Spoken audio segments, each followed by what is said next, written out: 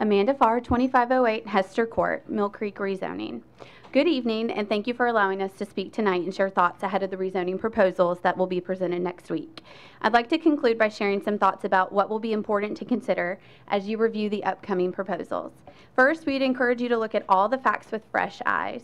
In recent weeks, Central Office has updated several pieces of information, and I'd like to thank Dr. Looney, Ms. Nunley, and everyone else in Central Office who has invested a tremendous amount of time and energy into this rezoning. We know it has not been easy, and we really, truly appreciate all that you do. Given these updates, we ask you to carefully consider this new information when reviewing each of the proposals, including the original one. Next, it'll be important to think about precedent. Following an existing precedent and doing something that's already being done elsewhere in the county is one thing. Setting a new precedent that represents uncharted territory is another. We respectfully ask that you stand against any proposals that would potentially leave neighborhoods bordering and able to walk to their zoned schools vulnerable to being rezoned away from these schools. If we're going to blaze a trail, let's do so by being one of the most forward-thinking and caring districts when it comes to walkability and children's health. On behalf of all of my neighbors, I want to express my heartfelt thanks to Gary for his efforts to listen and advocate for what he thinks is best for District 5, and every member of the board for the time that you've invested in this rezoning. We truly appreciate it. Thank you.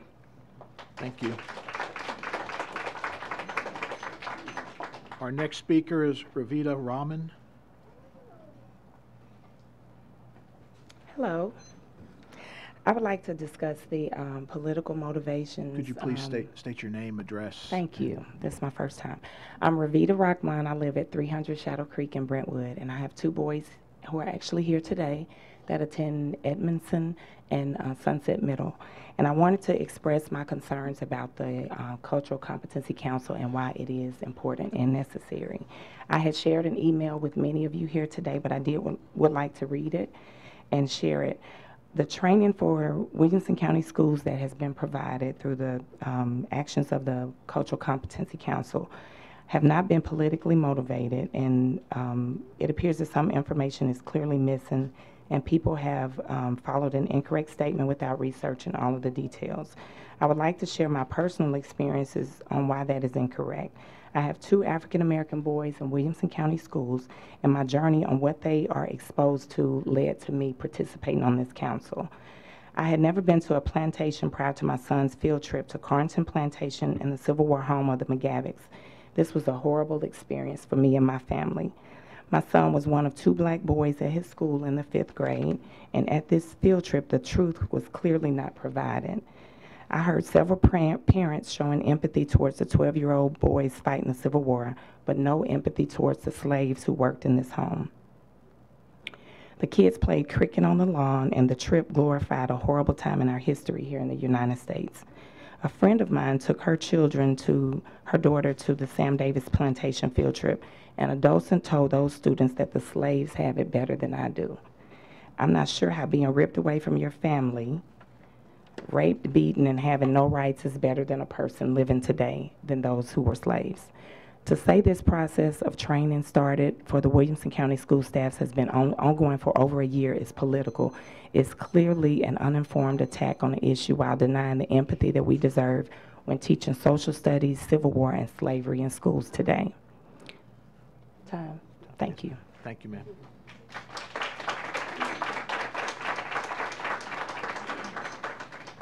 Our next speaker is Derek Hampton.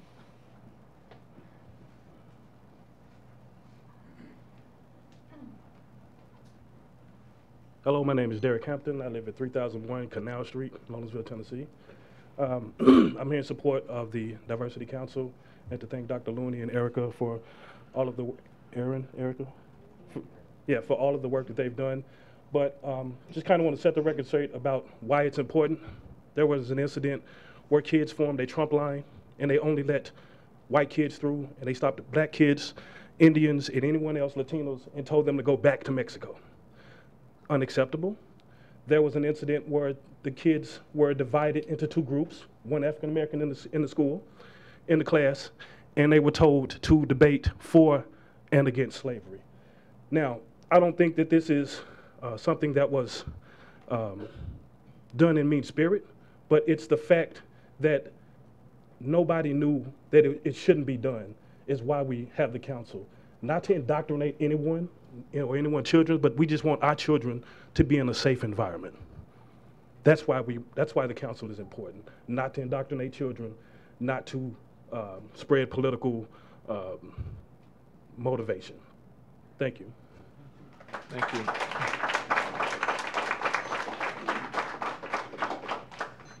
Our next speaker is Anna Caudill.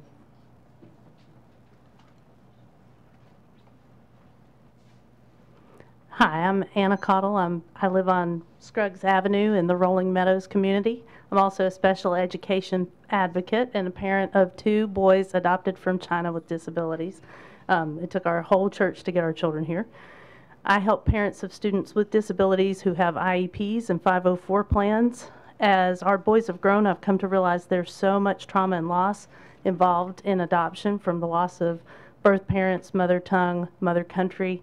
Dr. Karen Purvis is a child developmental specialist at Texas Christian University, said trauma is so powerful it can rewire the brain, making learning and regulating emotions and behavior harder. It makes school almost impossible for children from backgrounds of trauma, abuse, and neglect. So I was so encouraged and excited when I saw that Williamson County Schools, several of them, had already implemented trauma-sensitive care models and curriculum. Even in Walnut Grove School, one of the ones that Dr. Purvis developed. I was even more so thrilled that Williamson County Schools are providing teachers with training in inclusion and bias and privilege, because adoption has been a real entry point for me into understanding my own privilege. Because I was born without a disability, because I was born in an affluent country with access to medical care, I wasn't ripped away from my birth family, and I didn't lose my country and my home. This has opened my eyes to, within Rolling Meadows, the rock wall that I've always thought was beautiful that bounds the meadow, but that for my neighbors who may have only been emancipated for 3 or 4 generations can maybe point back to ancestors who built that wall that still bounds that neighborhood today, and how their children may have even internalized that trauma and how that impacts them at school.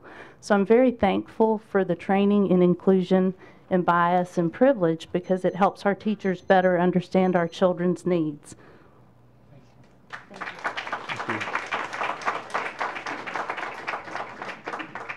Next speaker is Valerie Nunley.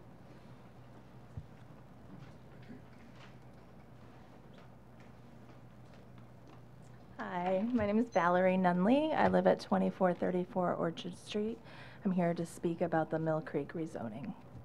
I'm here with my family and neighbors to respectfully plead with the board for a long-term, well-planned, well-executed rezoning solution that will have the most impact for our community.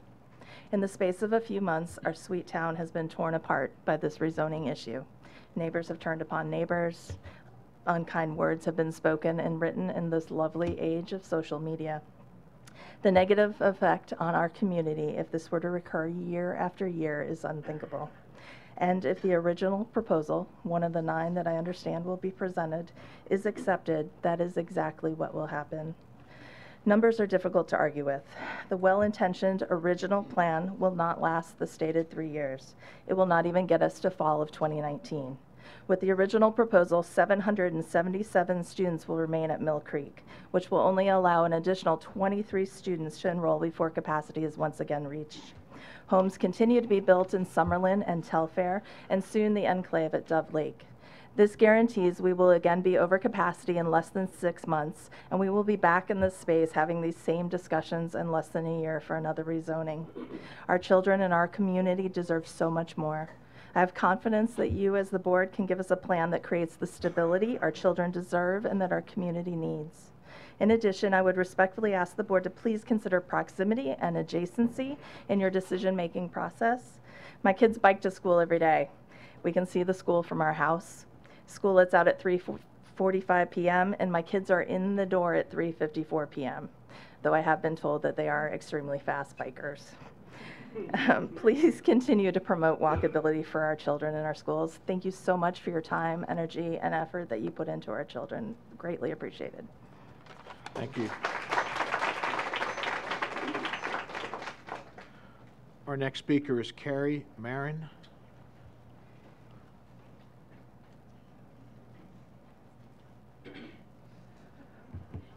My name is Patty Cantor. I live here in Franklin.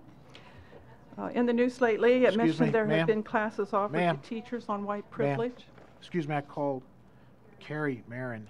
Oh, I thought you said Patty Cantor. I wear hearing aids, so I don't always pick everything.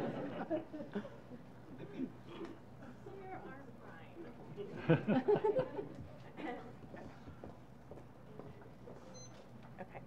I want to thank for the opportunity and for you to listen to our concerns. Based on the alarm... Excuse me, could you please state your My name is Carrie Marin, right, and I have children, one of the middle schools here in Brentwood. So based on the alarms and deep concerns over the Williamson County Schools Cultural Competency Series and the white privilege trainings, as parents and taxpayers who you represent, we are entitled to know the following. We request the identifications of the individuals of the Williamson County School Module 3 Cultural Competency Series videos.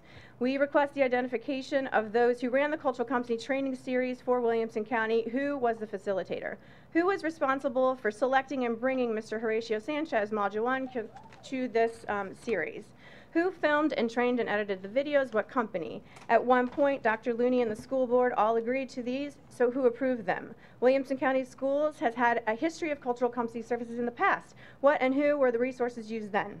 What plan for continuance of the first 3 white privileged modules does the school board, cultural competency committee, and or Dr. Looney have? What are the plans to use the Peggy McIntosh white privilege unpacking the knapsack or any other related materials that the public did not know about for the Williamson County educators, since they have already been distributed? What are the plans and the administrations for creating, viewing, approving, and sharing final videos in these series with the educators and parents, which was reportedly halted and is in revision? Moving on to the Diversity Council. Who are the members, names of the Diversity Council, Cultural Competency Committee? How many seats on this committee are there? How do we get on the Cultural Competency Committee? Is there a standard operating procedure for the Cultural Competency Committee? Who approved this committee formation and approved the members on this committee? Who do the Cultural Competency Committees report to? And is this a paid position? How do we obtain all the minutes and the agendas from the Cultural Competency Committee since their formation and oversight of the curriculum, specifically to the OER? How do, number 9.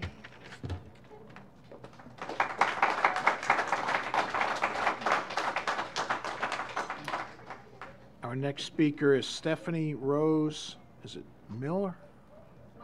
Miles.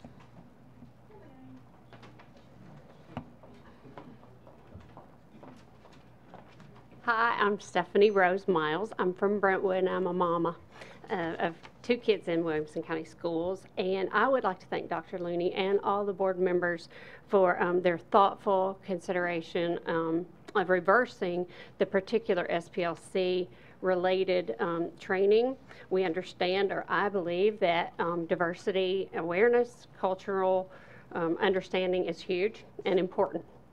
I just think that possibly we can do a better job at being not politically aligned, and I think that we can do better. And I just so commend you for your courageous reversal of some of these decisions, and just like to know what we're going to do to address the good concerns, important concerns, in a better non-political way. And I'm not popular. I started I couldn't find any answers, and I just wanted to talk to people and find out answers because I didn't know a lot. And against maybe better judgment, I decided to start a Facebook page that just was about asking questions and asking for parents what they knew and what the concerns were. I posted just the link that says WCSTN Parents Want Facts. I just said the name of the page, and my very first post in a social media in Brentwood, I was called racist for asking questions and starting a page named only for that. I was very disappointed. I'm I'm not actually white, I'm red, but I identify as white. But I love all children, and I want them to be deeply respected, and no racism of any sort is acceptable to me or my children or my family. I will not stand for it as a person. Thank you. Thank you. Next speaker is James Wesley.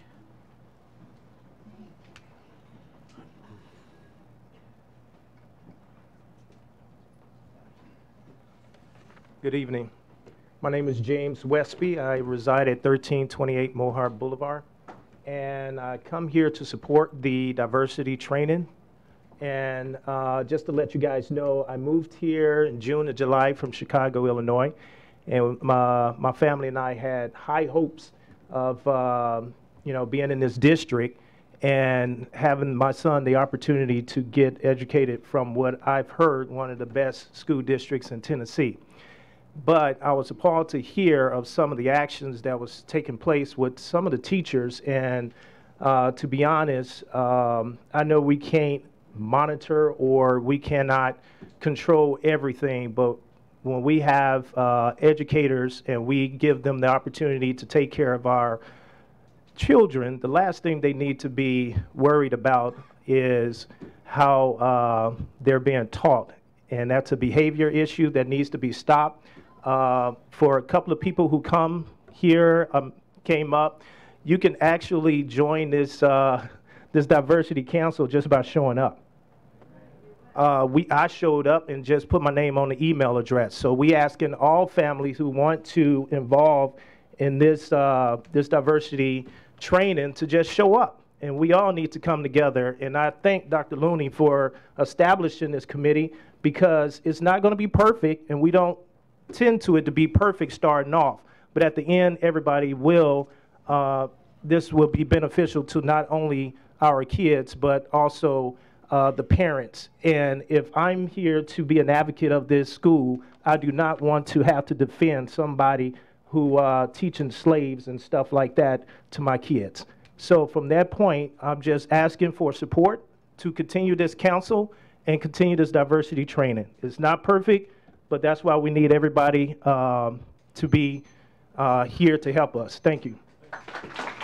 Thank you. Next speaker is Patty Cantor. I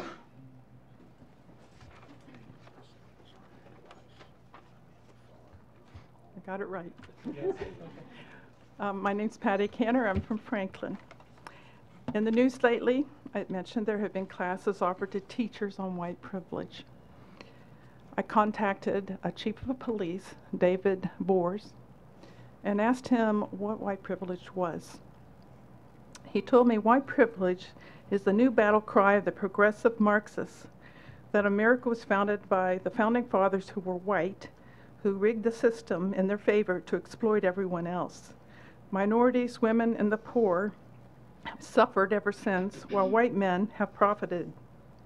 It's another canard that joins a long list of lies that the left has advanced over the years. Another one David Bors can be contacted through Sharia Crime Stoppers. I think he's a really good resource person. You'd be working with the police chief that really knows what's going on in our country. Another web page that I would like to recommend to the school board is Understanding the Threat, UTT. John Guandolo is the president of it. He was an FBI agent until the FBI became so corrupted that he left and started his own grassroots organization to try to educate people, the common citizen like me, about what is happening. He mentioned in a newsletter, which you can get through email, that the Southern Poverty Law Center advocates and supports an organization called CAIR, C-A-I-R, which is a jihadi organization. It's Hamas in the United States. I think these are things that we need to really become really educated about what's happening. We live in very perilous times. The Bible is the best book to explain the times of which we're living and to understand why we're seeing things happening with greater intensity and frequency as we come to the end of the church age. I am a born-again Christian. Aye. Thank you, ma'am.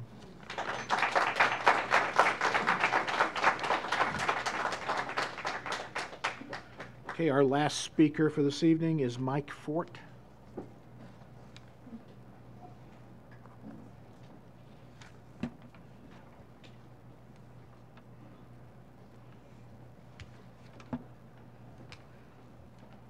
Good afternoon or evening. I think we all at this point have watched the, Mike Fort, College Grove, District 2. I think we've all watched the diversity training, cultural competency who want to watch it, and there's a lot of people in the gallery who have. And I think it seems clear that we've formed our own opinions, and it seems clear to me that there's also an agenda to the videos. So I have some questions for the board. Do you support the white privilege training and the statements contained in the modules? Is it safe to assume that you agree with that if you don't otherwise state that you do or you don't? If you don't agree with it, what are your plans to address or correct the issues in the white privilege modules? Are you also aware that mother, son, father, daughter events have been, all the names have been changed over the last year, and I really didn't know why until I saw this diversity training stories come across in the news, that they've all been changed, it seems like, over the last years to not include mothers and fathers. And is that the direction that we're going to take in this county? So those are my questions. I hope that you go on the record and tell us what your thoughts are about it so the voters will know.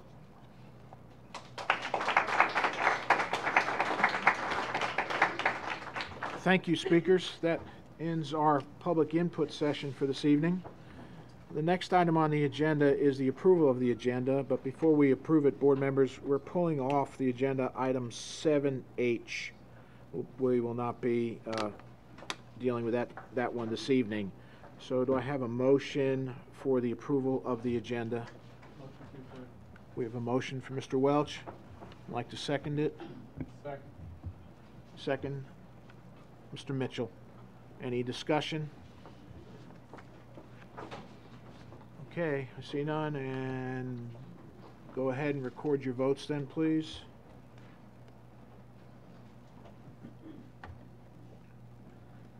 Your vote is 12 yes, 0 no. Thank you, board. Next item is the approval of the consent agenda. Anyone like to make a motion for that? We have a motion for Ms. Garrett. Second. We have a second for Mr. Fiskus. Okay, any further discussion? I see none. If we go ahead and record our votes on that.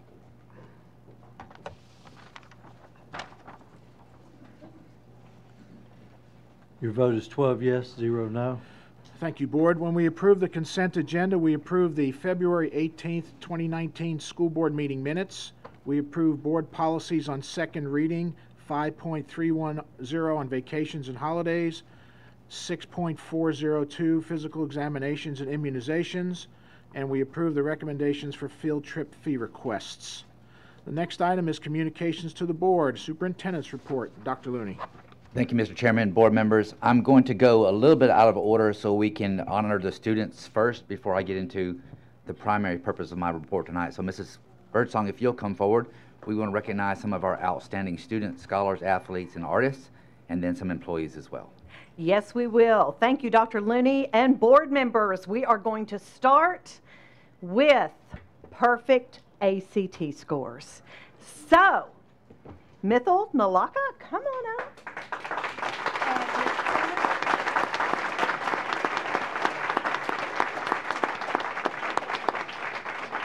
This is Stephanie Simmons, an assistant principal at Brentwood High School, who is, we want to make sure we get all the pictures. Okay, very good. Congratulations. Miss Simmons, stay with us. Okay, because we've got part of I wanted to practice. Okay, tell me how to say it. Palaverapu. Yes? And you have siblings, don't you? I know, because I've said this name a lot, and I probably haven't done it well. So, but anyway, congratulations on your perfect ACT.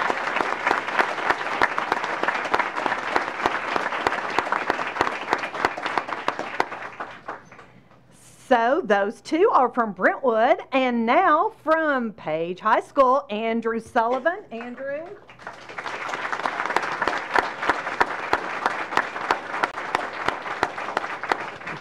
And Dr. Shane Pantal.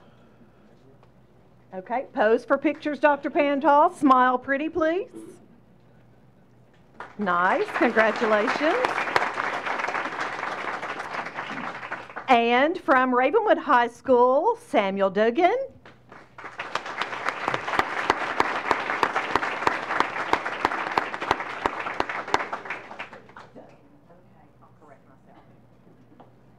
Samuel Duggan and Dr. Pam Vaden.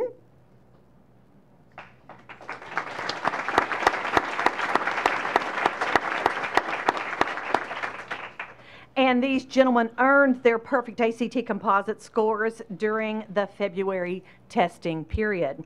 So now we are going to move on to Rishi Pillai, and Rishi was named the Tennessee School Boards Association first vice president for the Student Congress on Policies and Education, and Rishi is from Nolensville High School.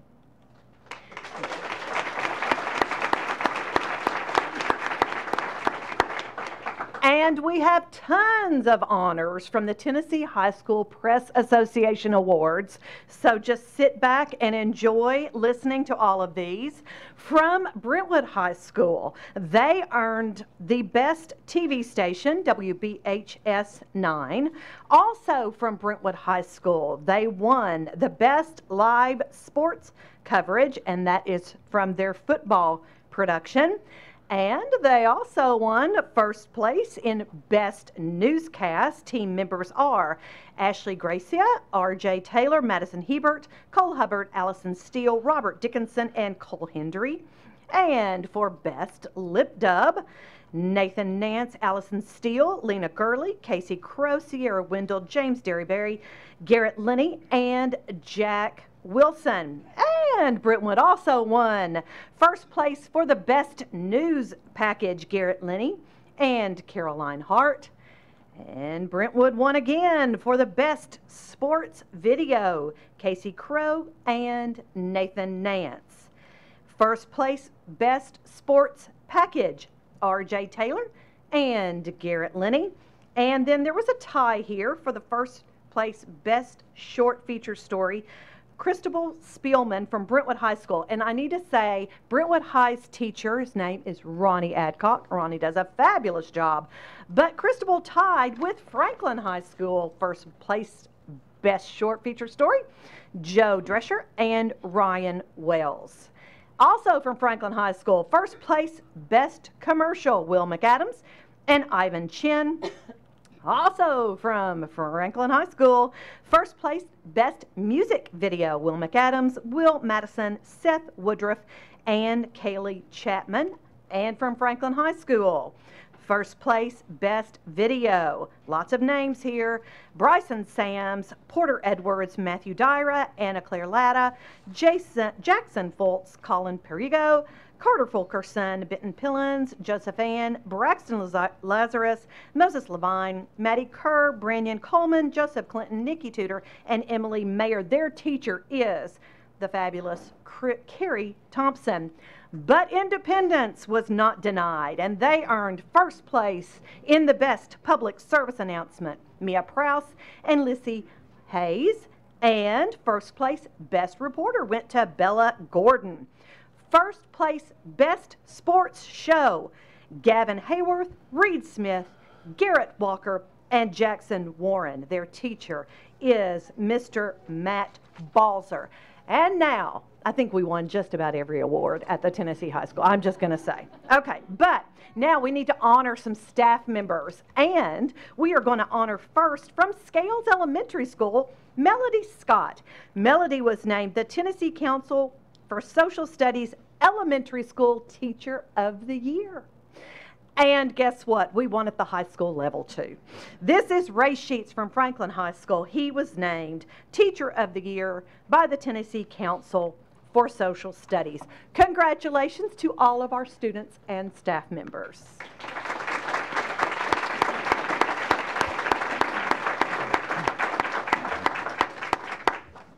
Thank you, Ms. Birdsong. Congratulations once again to all of you fantastic students and our employees that do such an amazing job. Board members, I'd like to transition now. We've had a lot of speakers tonight talk about a couple of different topics.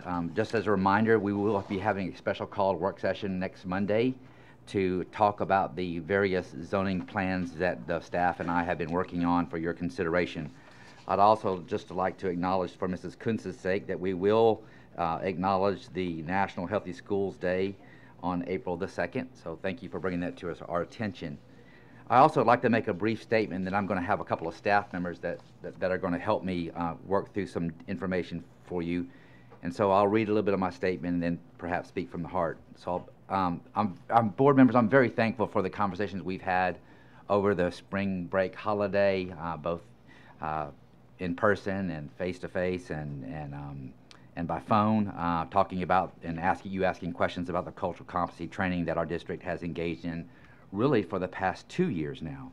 This is important work, and it certainly can evoke strong emotions and responses from everyone, which is why it's important for me tonight to add some clarity, hopefully, to what we have been doing in our school district. And let me start by saying this. Let me assure you, we have no intentions to indoctrinate teachers, employees, and/or students in Williamson County Schools. This is not a liberal or conservative agenda topic for us.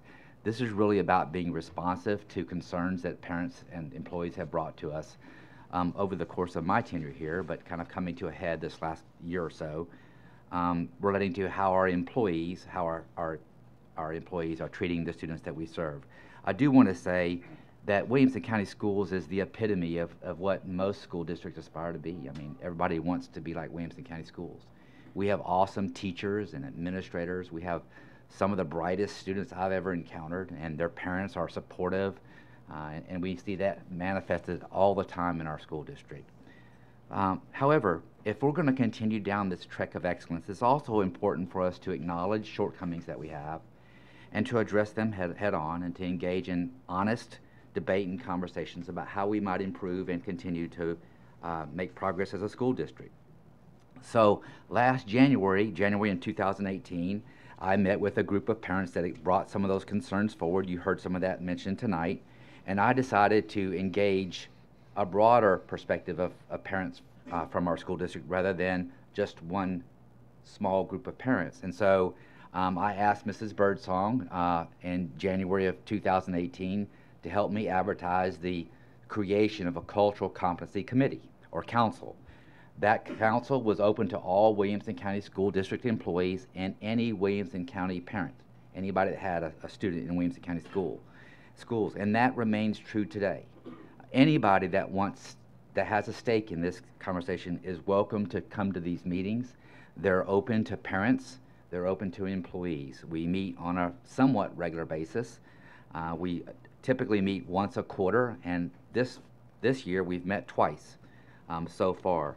If you're interested in joining, or if you have concerns about this, as I always do with all of the people that I talk to, I always give out my contact information. So with your permission, I want to make sure that the audience and those watching tonight have my contact information, and I'll be glad to speak with them about this issue or their potential involvement in the Cultural Competency Council. So my email address is Mike, M-I-K-E, .Looney, the @ WCS.edu. And just as I give our students and parents and employees my telephone number, my cell phone number is 615-293-0997. I welcome your call. And my voicemail fills up rather quickly. It's full today. Mr. Wimberly reminded me of that, and I haven't managed to catch up, but I will as soon as possible. But anyways, in January 2018, we started working on how do we ensure that all of our students feel welcome, wanted, and worthwhile in Williamson County Schools. And while there were a number of issues that were brought to the forefront, I decided, it was my decision, I decided that the work for the first year of this committee or this council would be to focus on the upcoming social studies standard revision, because we were going through that process. And the topic of slavery and the birth of America and related issues manifests itself primarily in social studies curriculum. It seemed like an obvious first year choice. So what we did is, as you know, we've doing open education resources this year, and we've had social studies teachers developing curriculum resources, and I would present those, or actually Aaron would help in making sure this was presented, the 9-week standards that we were considering adopting for the school district, and we would ask the council members to review those from their lens to see if we were inadvertently missing something or showing bias in some way and telling our story of America. They provided some really good feedback. As a result, we've made some substantial changes in the curricula to make sure that we told a very balanced story of the creation and advancement of our nation. I'm proud of that work, I really am. Unfortunately, in that process, some other things happen, some intervening things happen in our district, and you know about several of them. You don't know about every one of them, because those are operational issues, and I typically don't bring you issues that deal with operations. But we've had several incidents where teachers, former teachers, I should say, said things, did things that were professionally out of bounds. And I therefore decided that we needed to, in addition to work on the social studies curriculum, we also needed to focus on trying to stem the damage that we were doing inadvertently at times, but sometimes just overtly, to students that we're charged with serving and protecting. And so I asked Aaron to help create a video series talking about how do we make sure that we treat all of our students in Williamson County Schools with dignity and respect. It's just that simple. The videos were created internally using our own staff members. Our own staff members videoed it. We had no outside consultants. They're not perfect videos.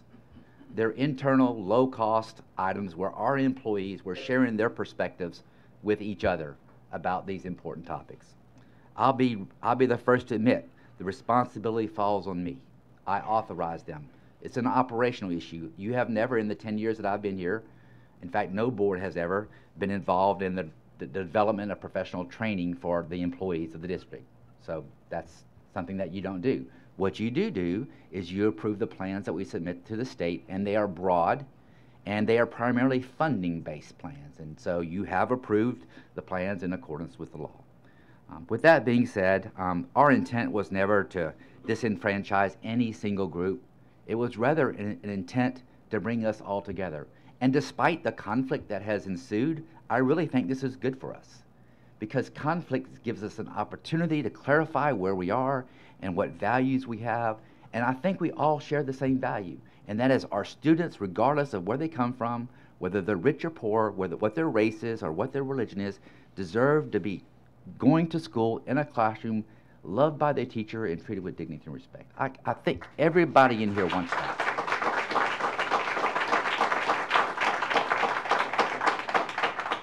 So, if it was a perfect world, we would have used the word privilege instead of white privilege. If it was a perfect world, I would have required more editing of the videos to be done. But the reality of it is, those were internal family conversations amongst us. They were never meant to be public domain. They're not going to be shown to the students. They've been shown to all of our employees for the sake of starting conversations. The conversations were held in the buildings, and I'd like to share with you the process that we used to talk about the videos, but I also want to clear up some misunderstandings about whether we have violated the law, whether we have followed the appropriate process.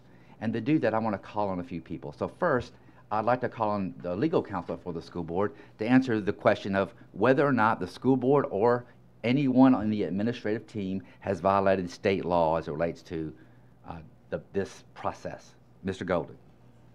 Dr. Looney, you had actually addressed it a second ago, and we had a couple of questions for board members, Dana Osbrooks and I, over the past few days, most specifically regarding TCA 49-6-3004, which is the school calendar law, which also includes a requirement for approval of what we call professional development, what the law actually calls in-service days. Number one, it requires 5 days in service, using that language, plus an approval of the plan. By virtue of your vote in May of 2018, we concluded that you are compliant with that law on that plan. As Dr. Looney stated, that it's largely what has been shown to you and provided to you related to budget, and we have not heard anything from the state that counters our conclusions. Thank you, Mr. Golden. And board members, you may have questions, but I'd like to continue the presentation, and then maybe we'll take your questions however you see fit. At this time, I'd like to ask Mrs. Carl to come forward. Loretta is in charge of our professional development processes in the district, and she works with state and federal agencies to make sure that we're in compliance with all and follow their procedures. So Loretta, if you don't mind, would you talk to the board about the process that we use in Williamson County Schools according to the regulations that we work under? I'll be happy to. Thank And you, Dr. Looney. I'm going to advance the clicker. Okay, so you keep me on target here. Okay, so thank you for your attention, board members. I wanted to go ahead. You can go ahead on that slide. Thank you. One of the things we do when we're planning PD, of course, is to look at our board's strategic plan. But another thing we do is we do a plan through the State Department of Ed through a system called E-Plan. And E-Plan is what the state uses to monitor a lot of what we do here in this school district and every school district. And a typical cycle of planning with the State Department of Ed follows the bullets on the slide right here, where we begin with a planning tool for the district. It's called the LEA plan, and every local education association in the state does that. We do that in January and February and submit that to the state. Our new one is in review with the state right now. We're waiting on approval. After that, in the summer, our schools then do a planning system within that same tool, E-Plan, and they inherit our goals and strategies and work on their own school level plans. But that planning tool has implications then for the federal funding applications, which are also in E-Plan. So there's 2 buckets in E-Plan I'm talking about, the planning and then the funding. When we get to the funding applications for our formula grants, like our title programs and our IDEA grant, we go through a process about this time of year where we begin that. It's due in April or May, late April, early May. We have to make connections in that funding application to that LEA plan that I just spoke of earlier. And you do approve that funding application every May. As Dr. Looney mentioned, we usually give you just the funding part of that, but we can always answer more questions this year if you need to. The second part of that is then once after you've approved it, it goes to the state and it is approved, and we're giving our final allocations to work with in July digitally through E-Plan.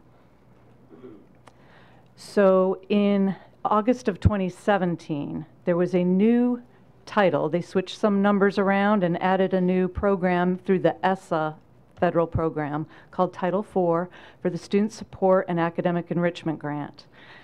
We knew it was coming, but we didn't have the details until August. So in May of 2017, you did approve our funding application, but it did not include Title IV.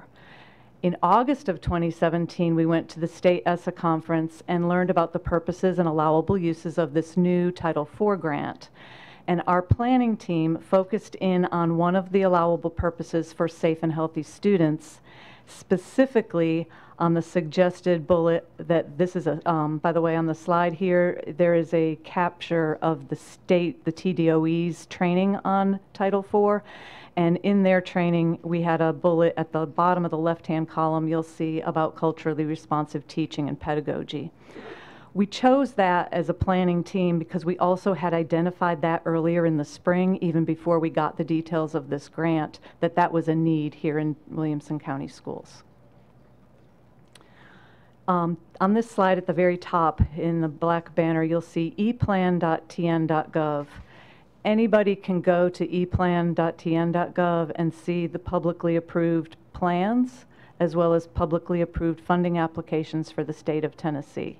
So, Loretta, I want to interrupt you. I want to make sure that we say that again. Sure. The State Department of Education publishes every school district in Tennessee's professional development plan, the entire e-planning, which includes professional development, on the website eplan.tn.gov. That's correct. And ours is there as well. Yes, it is. So the LEA plan, when you look in the planning part of ePlan and look at the plan itself, you will see goals and strategies and action steps. And in this slide, I have to put my little reading glasses on here for this part. In this slide, you can see that we had, for our LEA plan goals, strategies, and action steps that year, we had a strategy, an action step connected to culturally responsive teaching. So this was, again, in the spring of 2017, leading up to the 17-18 school year. After that, we then went from the planning side to the funding side. We did the funding application for the Title IV FY18 in the fall because, as I said, the state didn't have all the details for it. It was new and it came out in the fall. So you approved the funding application for that in October of 2017. We got the final approval and allocation from the state in November of 2017. And if you explore an e-plan, I put a screenshot there of the verbiage we used for what we planned to do with that program. And it did include culturally responsive teaching, and it did include bringing us consultant from Corwin PD Solutions to work with our principals first before we would move on to work with our teachers the following year. We did the same process the year after that. So that was a short year because the grant didn't come until the fall. Right the next spring, we started working on our plan and then our application for FY19, which is this current school year of 2018-19. Again, you approved the funding part in May of 2018. The state approved the application with the final allocation by July of 2018. And again, in the program details, we again alluded to the work we had already started and plan to continue in the following year on culturally responsive teaching. The same time that this was going on, the other time that you were involved or the state was involved with any kind of approval of PD is when we use dates within the calendar. It's complicated, but from our stockpiled days of our school calendar, we also have to get approval on the topics for those stockpiled PD days that fall within our school calendar. So we went through that process as well in April of 2018 for this current year by submitting what the topics would be, and we included culturally responsive teaching as one of the 3 topics for those 3 days. And then also we got approval from the Commissioner of Education just 10 days later, last April. The grant process, application and approval came next, and I wanted to share with you also the verbiage we used in the budget narrative. So we had verbiage in our LEA plans. We also had verbiage in the budget narrative itself of how we would spend that money. And this referenced the, again, work with Horacio Sanchez, coming to work with our teachers from Corwin, the book we used for the book study with our principals, and the plan to then work with some modules with teachers after that. The timeline we originally set out was even more aggressive than what we followed through. We did slow down after we initially planned this timeline. But again, this was submitted in 2017 and approved that year. So the implementation of that Title IV funded portion of our culturally responsive teaching pedagogy PD. We purchased books for all principals in November of 2017 for their reading, and that was Culturally Responsive Teaching and the Brain by Zaretta Hammond. We had the Corwin consultant who helped our principals understand the basics of all of that book. Horacio Sanchez presented to our principals 2 times in February and April of 2018 for 4 hours each time, so we split the day into 2 parts. We made a decision at that point not to deliver PD to teachers immediately, but to hold that off until August. We then brought him back to do a systematic PD with all teachers for just half the day on our district-wide day in August. He had a in-person conversation with 1 teacher per school in our PD center, which we live streamed out to all of our schools where the principals were leading with their staff at their schools. And then we followed that with the online modules Dr. Looney spoke of that he wanted us to do with, we had those with the principals leading our teachers. Module 1 in the fall of this school year, when they could fit it into their faculty meeting times or PD. The Module 2 on our district-wide day of January 3rd, and Module 3 on our site-based day of February 18th. Board members, I want to clarify, the work by Mr. Sanchez was completely independent of the internally created modules. Those are two distinctly different things. Thank you. Thank you. Two distinctly things towards the same goal of us becoming more culturally competent. So just wanted to finish my portion here with the overall evaluation of his kickoff in August, which we at the end of made the point to all the teachers that this was just an introduction to start the conversation among the adults of this system, and that we would continue that with some online modules to keep the conversation going. This slide just shows you that of the almost 1,500 respondents to evaluate that PD, we had more than 93% positive of rating that as either excellent or good. Thank you. Thank you. So board members, that's the process that we've used. I want to add a little nugget before I get into the Cultural Competency Council. As one of the activities that teachers could choose from for additional training, they were given a variety of ideas. One of the ideas was training that was offered by SPLC, the Southern Poverty Law Center. To be frank with you, we didn't know that there was an association, or we didn't realize that there was an association between the Southern Poverty Law Center and this particular workshop, because we were attracted to the content as a school district. We had 20 employees register for that. I personally didn't know that the Southern Poverty Law Center was in it, or that we even had employees register for that workshop. When it was brought to our attention, we had a conversation about that, and we decided not to move forward with that. So I wanted to clarify that. We have no affiliation with the SPLC that I'm aware of. As far as I know, we've never spent any money on training with SPLC. At least it hasn't been brought to my attention, and we don't have any intention on spending any money in the future with SPLC. So several of you have asked me, what is this Cultural Competency Council? And I've said a little bit about that. So I wanted to share, if the photo to the right is the first In Focus article that we did about it. The Tennessean was nice enough to do a story on that, and we actually recruited families and employees to the meetings. And so there's a little bit of content or background about the Cultural Competency Council. Currently, there are 127 people on the email distribution list. Anybody can get on the email distribution list that has a child in Williamson County Schools or as an employee. We're glad to add anybody to that. You can simply join by emailing expression of interest to me or to Aaron. The people that make up that comprise the council have self-identified themselves as Caucasian, African Americans, Asian Americans, Native Americans, Hispanic, lesbian, gay, transgender, and I apologize, I never can get that right. Individuals with disabilities, multiracial families, diverse religions, Jewish, Muslim, etc. And so this is how we started our work. We asked the members of the council to complete a brief survey to talk about to ask them what they thought the major issues we needed to address were, and these are the three things that came to the forefront: a lack of diversity in WCS staffing and students, lack of knowledge and awareness from their perspective on issues facing minority students, and a need to reach acceptance to students to reduce bullying, especially bullying members of minority groups. I've already articulated what our work has been for the current school year, which is reviewing the social studies curriculum, which, by the way, is open for public inspection this week. And then I want to address the third issue, which is specifically the online modules.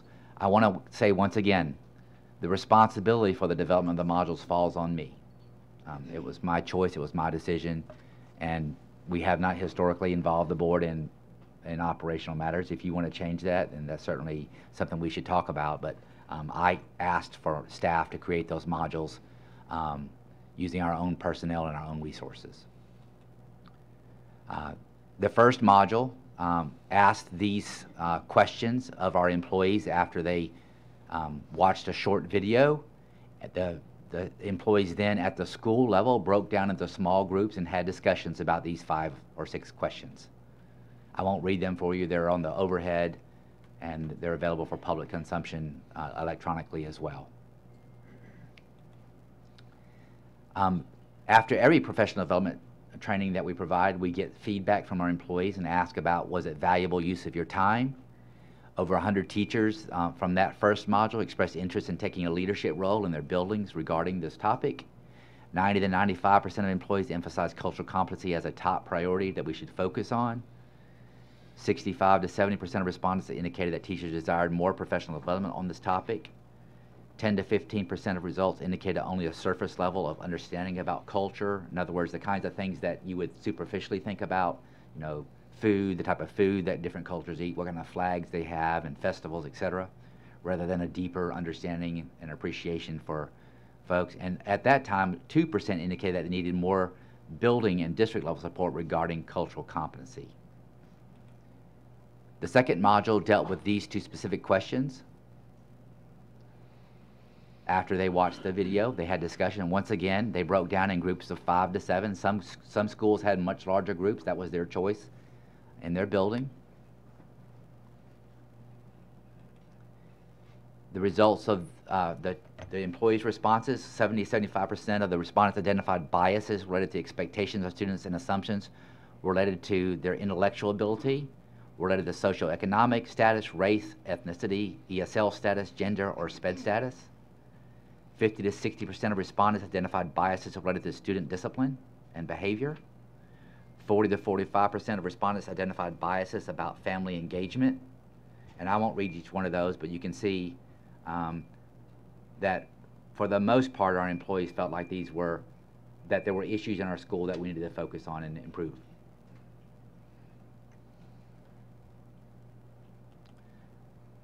This is the second set of questions relating to Module 2.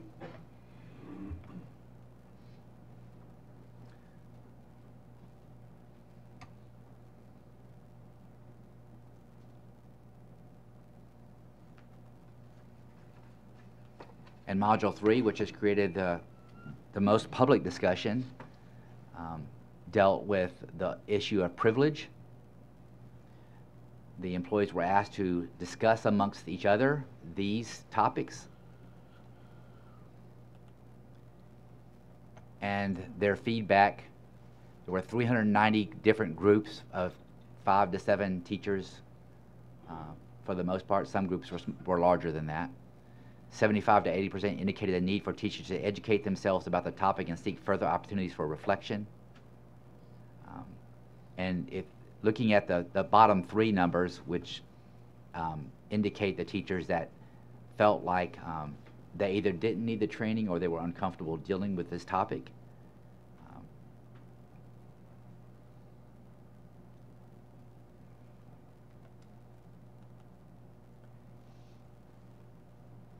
Once again, I won't read those, but you can see the feedback from the teachers for yourself. I mentioned this in my video that I produced for employees and for parents. These were tough conversations in buildings, and they were uncomfortable conversations. They were imperfect conversations. They were family conversations. They were conversations amongst ourselves about how do we do better for the students that we serve. They weren't perfect. I could have done a better job of making sure the video was edited. The employees shared their hearts. They did as I asked, and I'm the one responsible. I'd be glad to answer any questions you might have. Board members, do you have any questions for Dr. Looney about his presentation?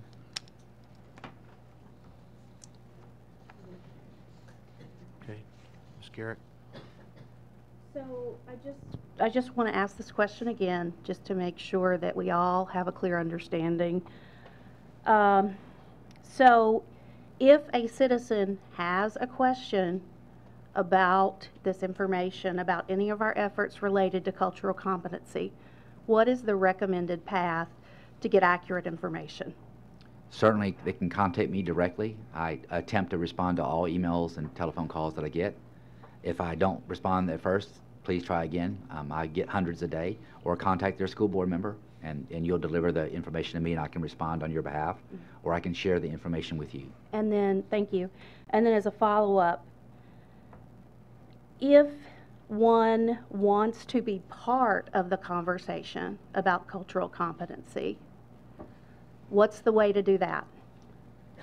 Please contact me or any principal in the district and tell them that you want to be added to the email distribution list. We would be honored to have more people served. People are welcome, so long as they're either an employee or they have a child in the district. Thank you.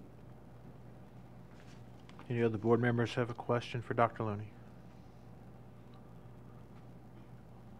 Mr. Welch. Not so much a question. I just kind of want to make a statement on this. A lot of comments here tonight, and I think most of the community that has raised questions about the vast majority of it are raising questions because they have legitimate concerns. I do think there is a small, very tiny, more vocal segment that is stirring it up because they want to create conflict. But I think the vast majority of those are coming in with honest hearts and because they've seen something wrong. And so speaking to that portion of the community, what I would say is give each other grace. Give grace on this. These are difficult topics. And these are things that pertain to self-identity and your own children and how you view the world and your country and God and so much. And if you don't give grace to one another, if you are going in looking to find the worst in each other, you're going to find it. And if you are going in looking to find the best in each other, you're going to find it. This is not to say cover up any issues. Don't bring them up. Don't talk about it. Do that. This Cultural Competency Committee, it's open to all Williamson County Schools parents. It's open to every single county employee. Come, participate, talk. But just as much, listen. And it's so cliche, and we learned about it in elementary school, but it's true. You got one mouth and two ears. Listen as much as you talk. And it's unfortunate tonight that we had two speakers came up here demanding answers, and they've left.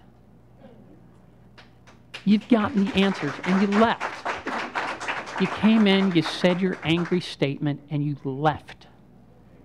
And if you want to be angry and scream, there is nothing we can do for you. And there's too much of that in the world. This isn't a perfect program. We're trying to fix it. There's good intentions here. There's good intentions in the teachers as well. I know there's been mistakes made in the school and the classroom. The way I was taught, I look back at it now and I know that things are wrong. And the way our children will look back and they will identify things that are wrong. I would just ask, give each other grace. Work with each other. Try to see the best in each other.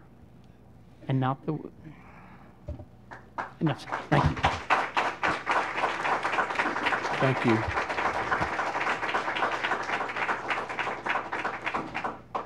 Mr. Cash. Thank you, Mr. Chairman. I'd just like to say, and I'd like to thank all the folks that came out with your issues tonight and presenting them to us. We were unaware of a lot of this stuff, as Dr. Looney has stated.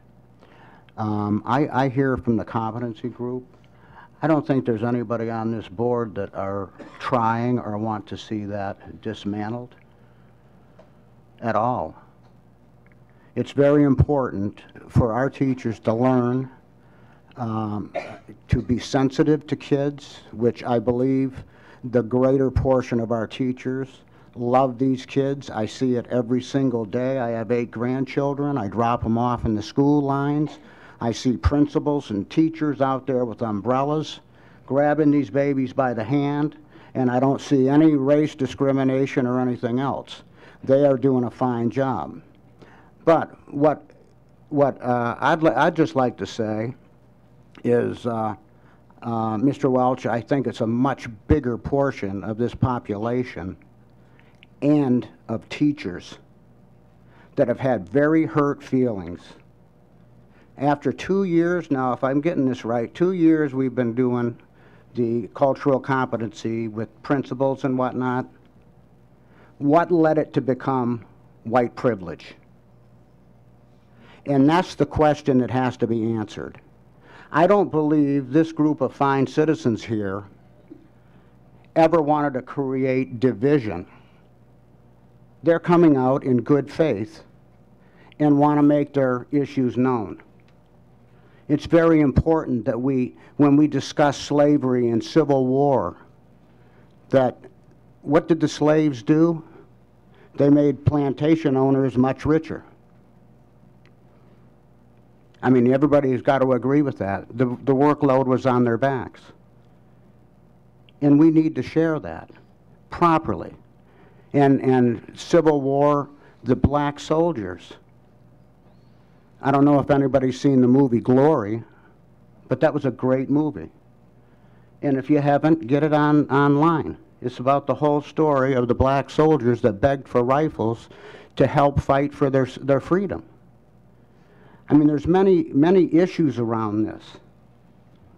But why, after 2 years of training, did someone or some people feel it was necessary to separate the white population and say that we are privileged? There are school teachers that have worked their tails off to get where they're at. There are people sitting right up here on this board and right here in the staff that work their tails from the ground up for what they have. And it wasn't handed to them. Just as much so as very professional black folks. They work hard to get where they're at. But when you call it white privilege, what does it do to the average person? Hard work doesn't mean anything. And folks, this is feedback that I've got from teachers and other people, and not just a few. There's hurt feelings out there. We need to come together, and I'm going to come to the competency group because I think it is important. But also, I worry, take all the politics, race, and everything out of this.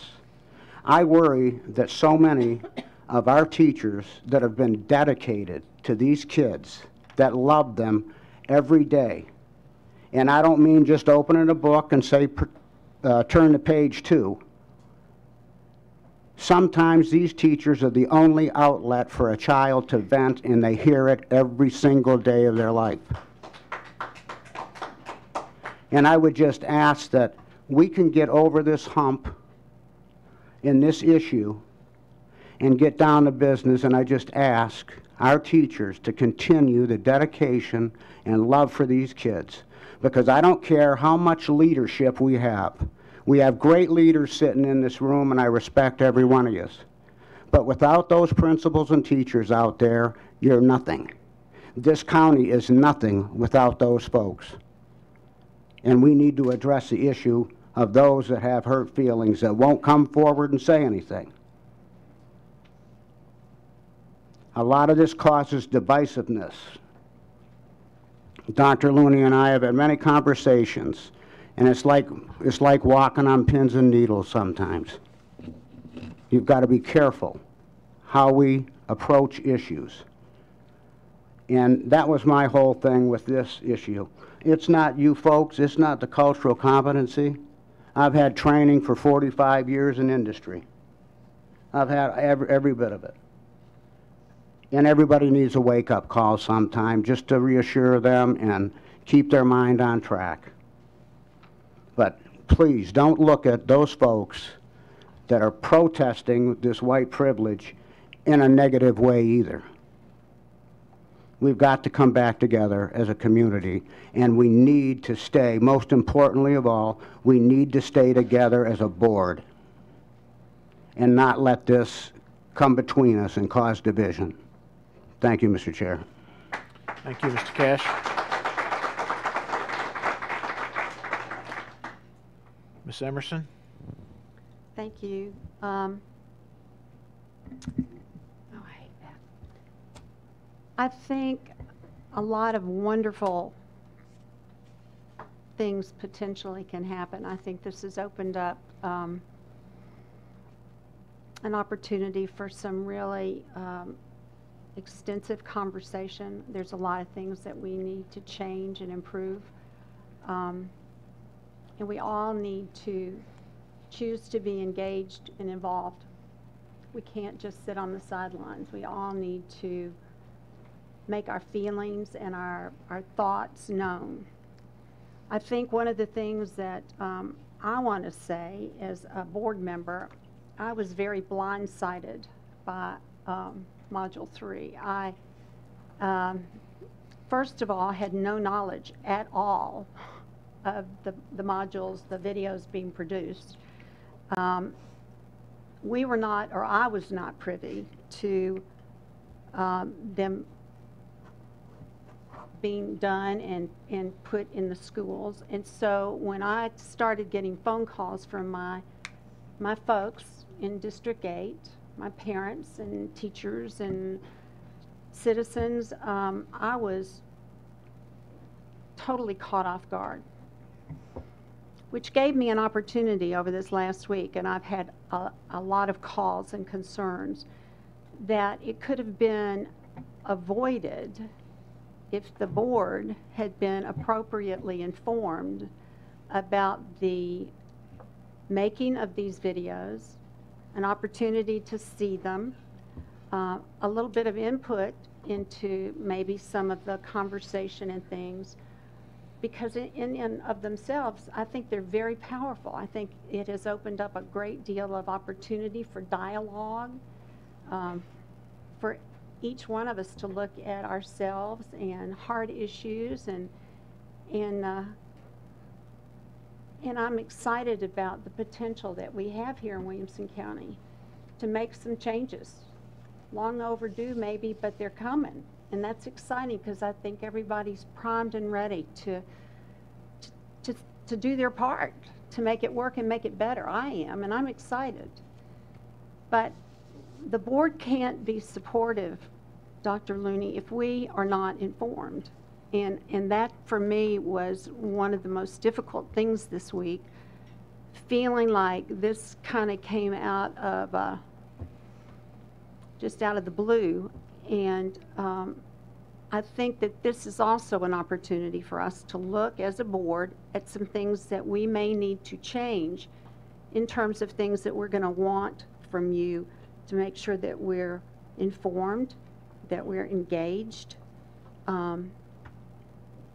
Some of us, I taught for, over 25 years, and some of the language in that third, just the title alone, if I had seen the title alone, I would have told you that that is not a good way to start. White privilege was just, that was not, it was offensive and it set people off. And I think the intent was good, but you've got 12 people that can provide some oversight, probably 12 different viewpoints and feelings about things. But on the whole, we do support you, but you've also got to give us the information so that we're in a position to do the best that we can do. And we've been hampered this week because we did not have, or I will say I have been. I've been very hampered, bombarded, and I am feeling very stretched because I have wonderful people in my district that I love. I have a great many parents whose children I taught in school. I taught in Williamson County schools for over 25 years, locally here. Ended up at Hunters Bend Elementary. So I've got people that I still stay in contact with, including their children, babies and weddings and all kinds of things, because I have that kind of relationship with them. And so to have these people angry and upset with me over something that I had no knowledge about and was not able to defend adequately put me in a very difficult position. So I look forward to us getting together, talking honestly about ways that we can make sure that we are fully informed about things before they happen. And it also provides some insulation for you if we can say, we've discussed this, we know where we're going, we know what the intent of these videos were, we've seen them, we know we can give our constituents and our families and our parents and our teachers the support that they need to be more willing to embrace and accept them. So I appreciate the opportunity to let you know that I think overall I feel very encouraged, and I hope when you all leave here tonight that you likewise feel encouraged and empowered to step up and let's make some changes. We're so much better than we've been this last couple of weeks, and I think we can rise up and make some wonderful changes. Thank you.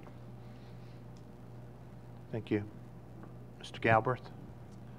Thank you, Mr. Chair. Dr. Looney, just wanted to say thank you for coming with the presentation tonight in a lot of detail, owning that presentation, owning what has happened as the CEO here, whether you had your hand in everything or not. I mean, that's what you do, and I appreciate you doing that. I know it took a little bit. We don't always, with a board of 12 and a rather large corporation here, a different kind of public corporation, we don't always move at the speed of social media.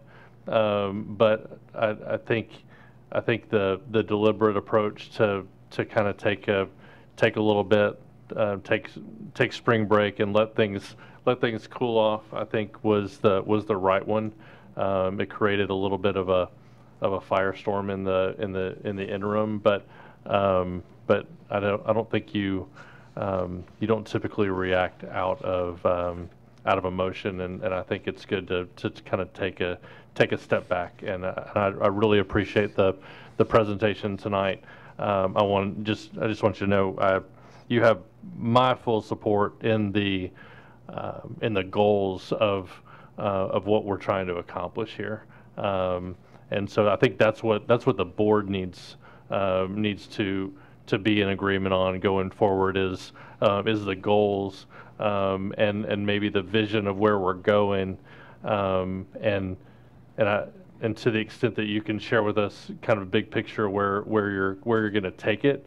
I think that's the extent of where I want to be involved going forward. I don't want to see the public ultimately will want to see these materials going forward, and I think that's appropriate given the nature of our business here. But as far as pre-approval and that kind of thing, I want you to feel like you have our support and go in and do your job. And so I really just wanted you to know that. Thank you. Thank you, sir. Mr. Wimberly? Thank you, Mr. Chair. I've heard that the best ways to fight racism are through communication and education, and it seems like we have a lot of that going on now. And Dr. Looney, I thank you for your leadership. Counsel, I'm impressed, and like Mr. Galbraith, certainly hope that we'll continue moving forward and continue to make more progress. And Erin, good job. Thank you.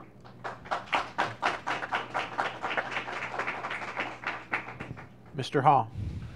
Thank you, Mr. Chairman. Dr. Looney, and I want to thank you and your staff for putting together the presentation. I think it answered most of the questions are out there. I had a hard time keeping track of all of the questions, but I think that you hit on everything and then some in a great detail to show how much effort is involved in putting this together, that it is not flippant. There's a lot of preparation involved and professionalism too. Maybe some of the word choices in this are hair triggers for some folks who are easily offended, and advantages might come off better than privilege.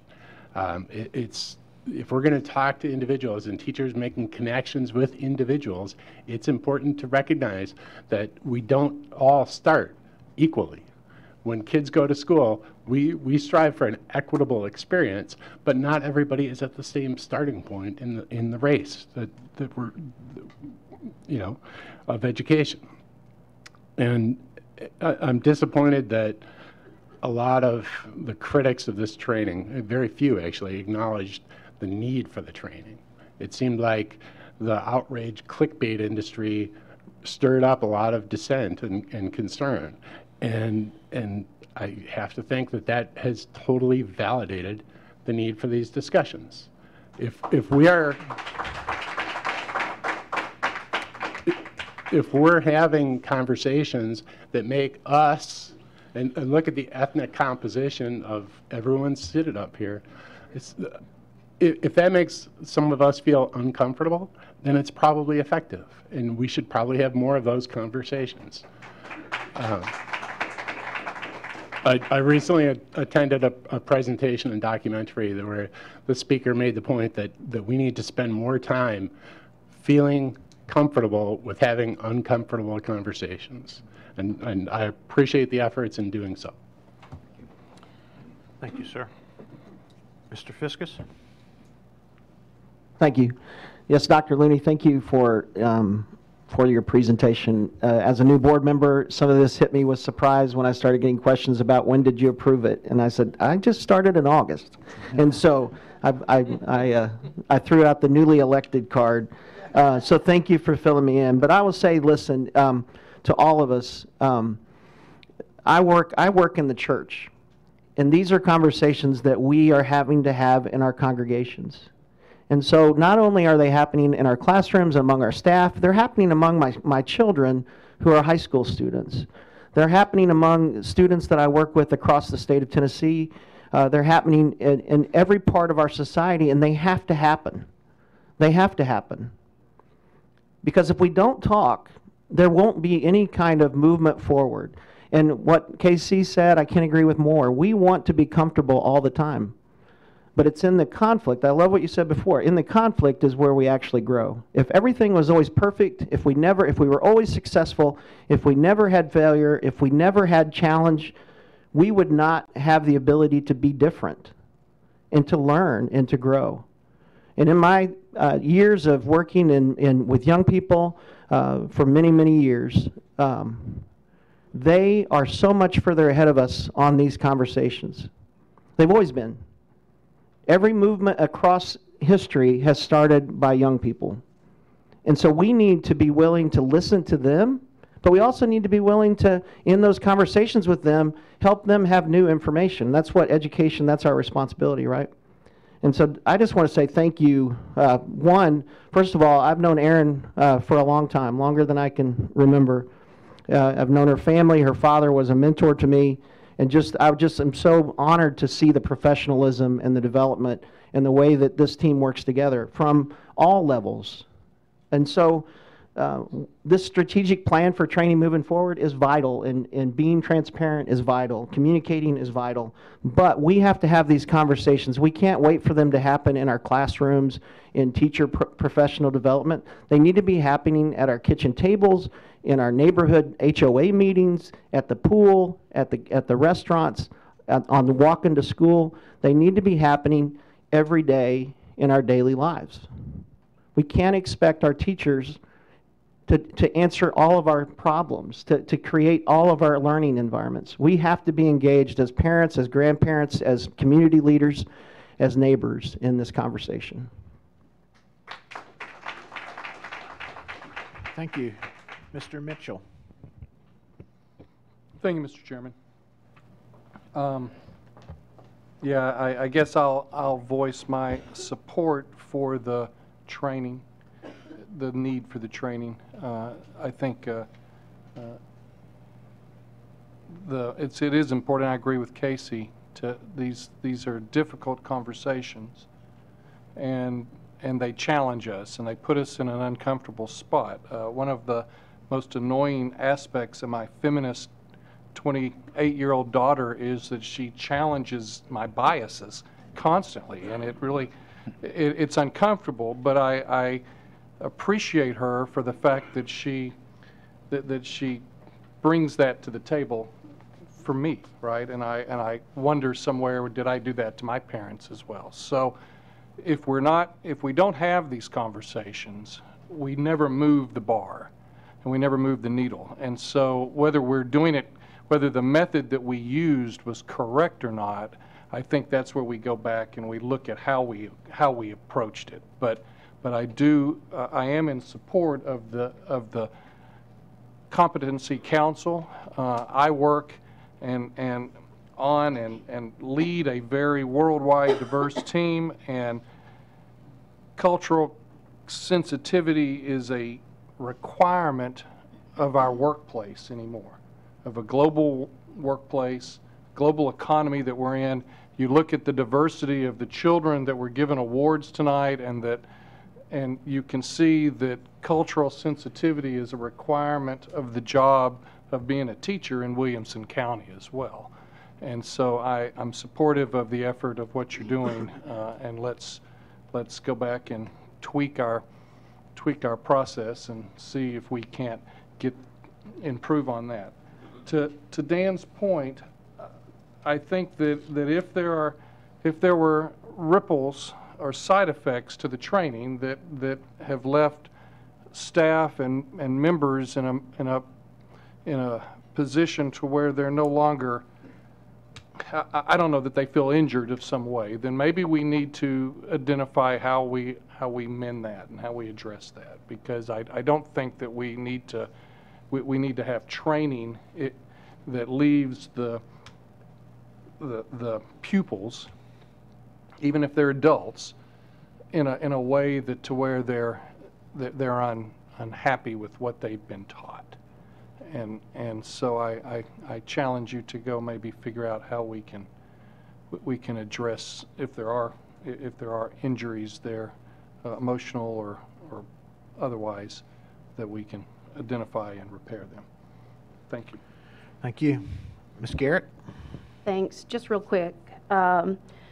We've heard some brave things said here tonight, both with our speakers and around this group. And so I want to say something brave that I consider brave. And, we've reflected on, what the school district could do differently and what our staff could do differently and how things could be different. But I also want to say that if you serve in an official capacity for our community, or if you have a leadership position in our community and you've spread misinformation about this effort, then I appeal to you to stop. Because what you do when you do that is that you do a disservice to our staff, and you do the most disservice to our 3,000 teachers. Thank you. Ms. Cleveland? Yes, I just wanted to also say that I do support the training moving over, and thank you very much for all your efforts. And, we just have to be careful, and I know I've touched base this with Dr. Looney, that labels, using labels is kind of dangerous because labels can mean anything to anybody.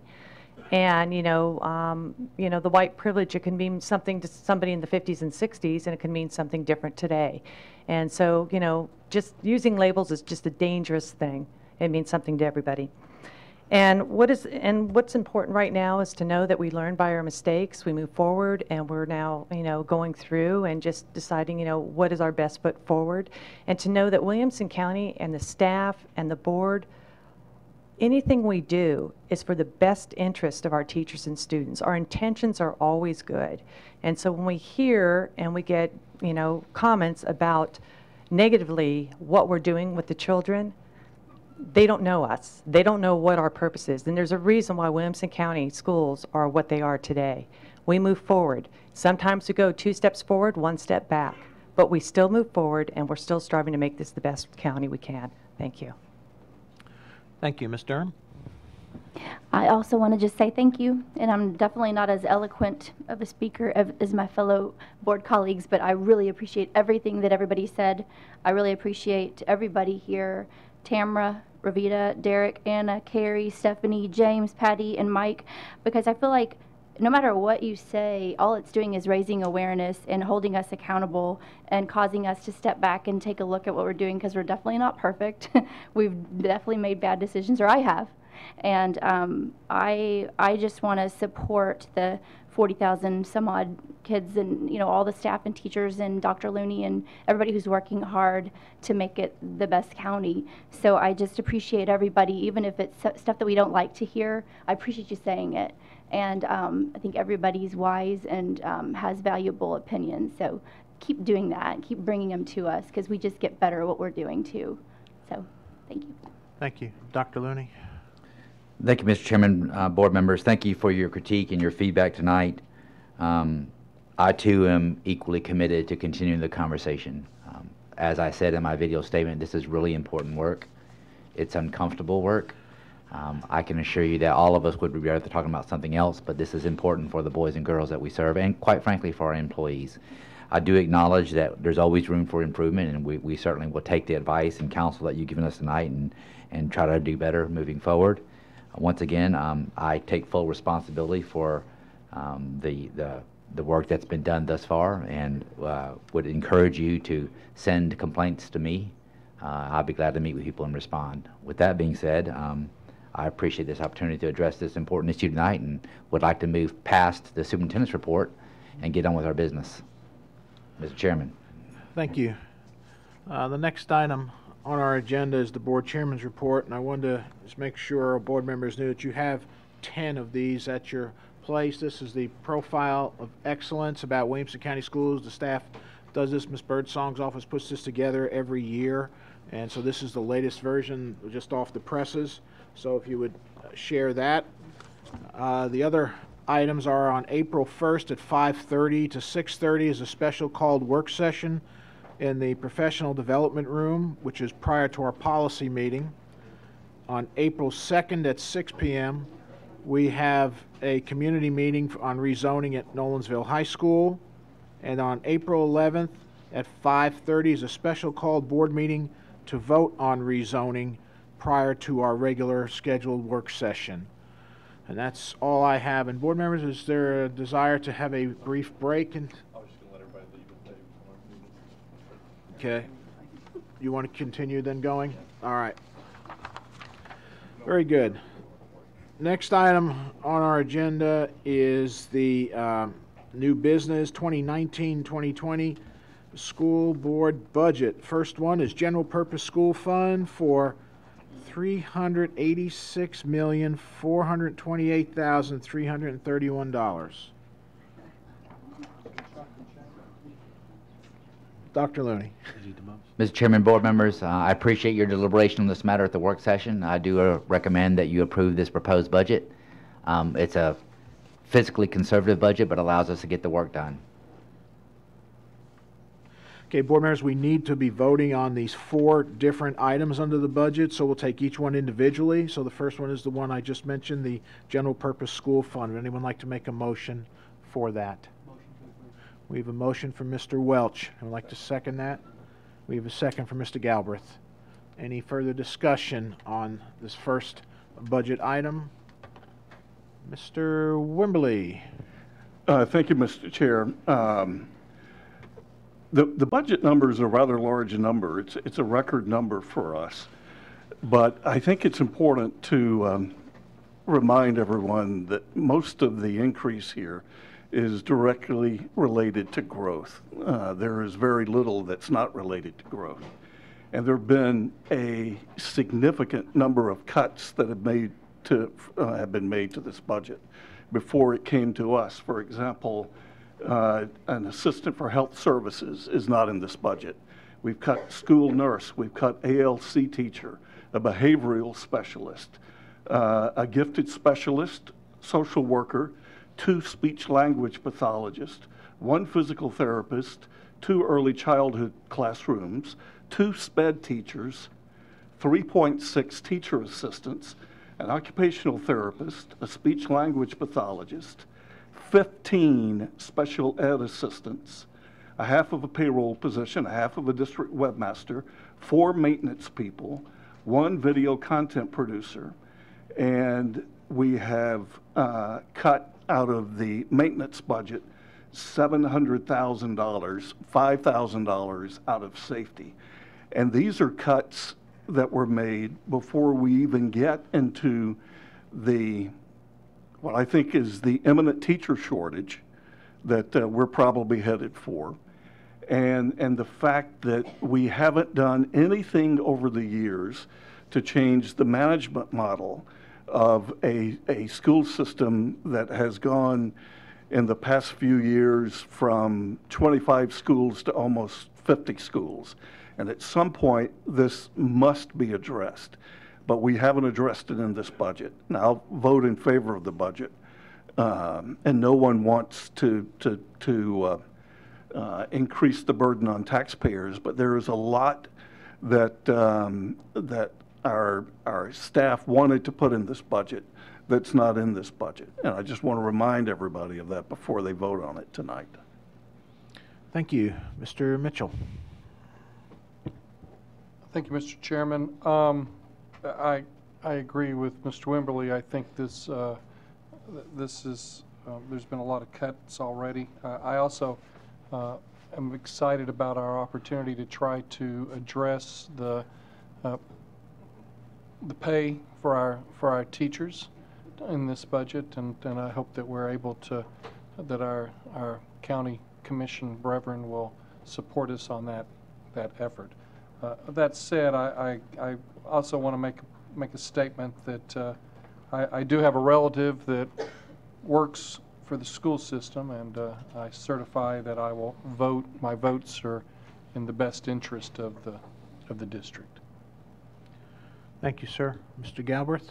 Thank you, Mr. Chair. I want to thank Leslie for doing a great job on this budget and answering. I didn't even have that many questions this year, so I went easy on you. But no, we're talking about roughly a $35 million, maybe I guess from the revised budget, maybe $32 million increase over the prior year.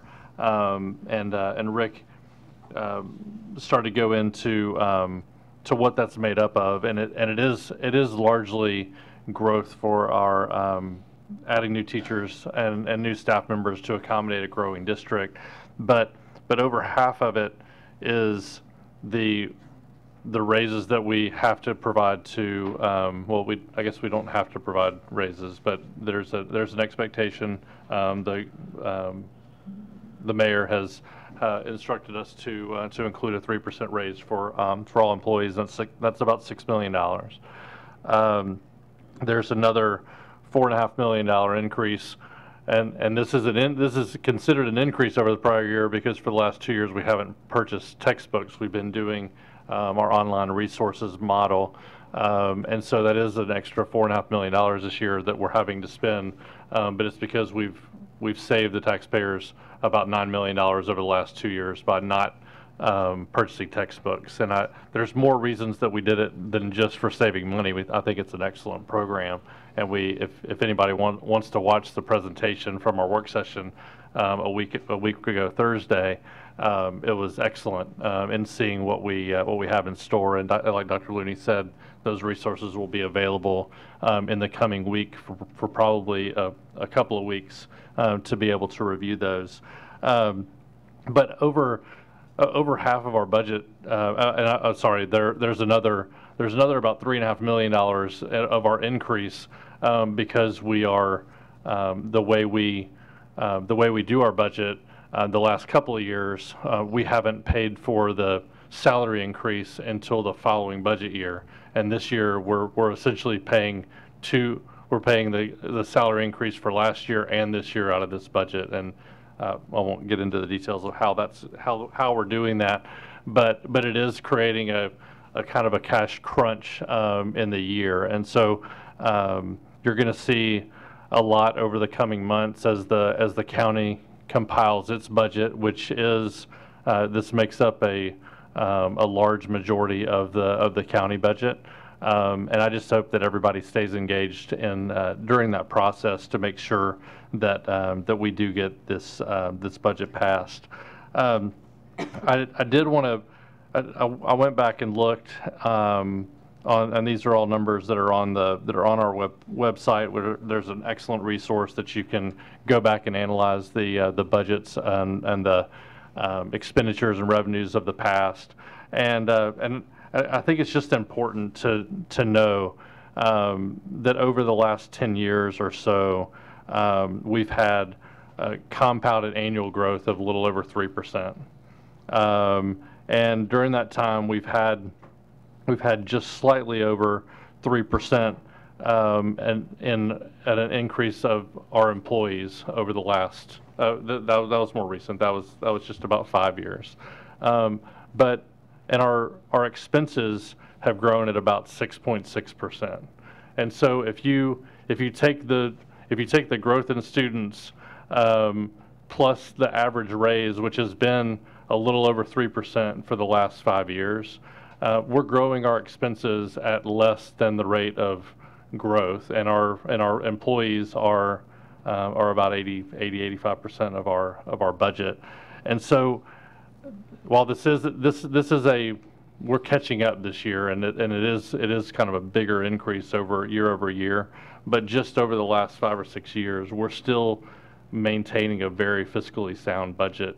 And I feel completely comfortable going to the county commission and saying that this is not a want versus need budget. This is the budget that we need to do the right thing for all the students and the families that we serve.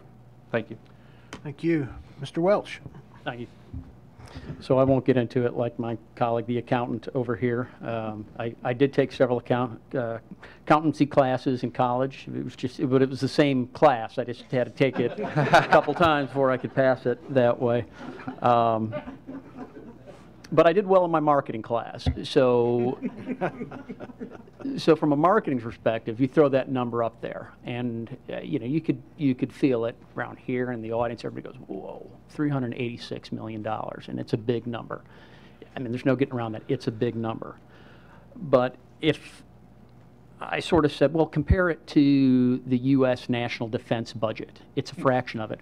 Or the New York City public school system. It's tiny in that. You'd laugh me out of the room, because context matters. And context matters with that number as well, that $386 million. So let's talk about it. Tennessee is 45th nationally in the country. 45th. We're near the very bottom in what we spend per student in educating them in this state. Williamson County, everyone assumes we're the gold standard in performance, and you go outside and they think, well, our streets are paved with gold, what have you. We are in the bottom half of Tennessee in what we spend per student. We are in the bottom half of the state, ranked 45th in the nation. So when you see that number, realize the context for it as well. It is an extremely lean budget. And what are we spending it on? And Leslie, check my numbers here, but 85% staff. We are spending that money directly into the classroom to pay our teachers and our librarians and all those other wonderful men and women out there who care and educate for our kids. It is a very efficient budget. So are we overpaying them? That's the next question. No, not even close. We are underpaying them. It is embarrassing how much we pay them. We pay our teachers less than almost anyone else in Middle Tennessee, and if you go outside the state, much less than that as well. Jason, that's why we've got to have this increase, because we've got to pay our staff, because we're losing them. We can't compete with the other districts who are poaching our teachers, who will pay them more, and it will cost them less to live there. The other thing that's going to come up here is people are going to talk about vouchers as a way to offset the costs. And I'm not going to go in deep into the numbers like Jay did, but I want to give you a couple things. We get, was it $3,410 per student. Is that correct, Leslie? From the state, on average per student. A voucher will pay $7,300 per student, twice as much. The state proposal, what it's saying is that if you want to send your child to a school that can discriminate based upon their academic achievement, if they have special needs, if they don't worship the right faith, what have you. And that's their right as a private school. And that's fine and great and no issues with it. That's the point of a private school.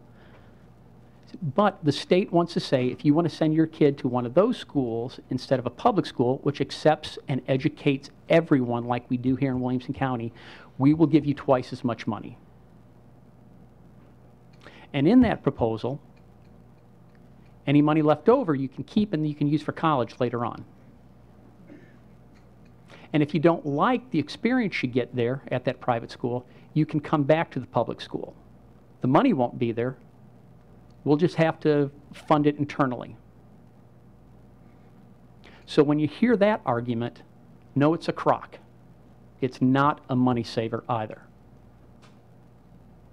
So, to sum up, extremely lean budget, one of the leanest in the entire country,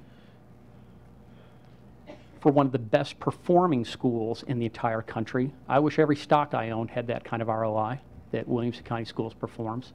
Spending it on the right things. This needs to pass. Thank you. Thank you. Mr. Wimberly.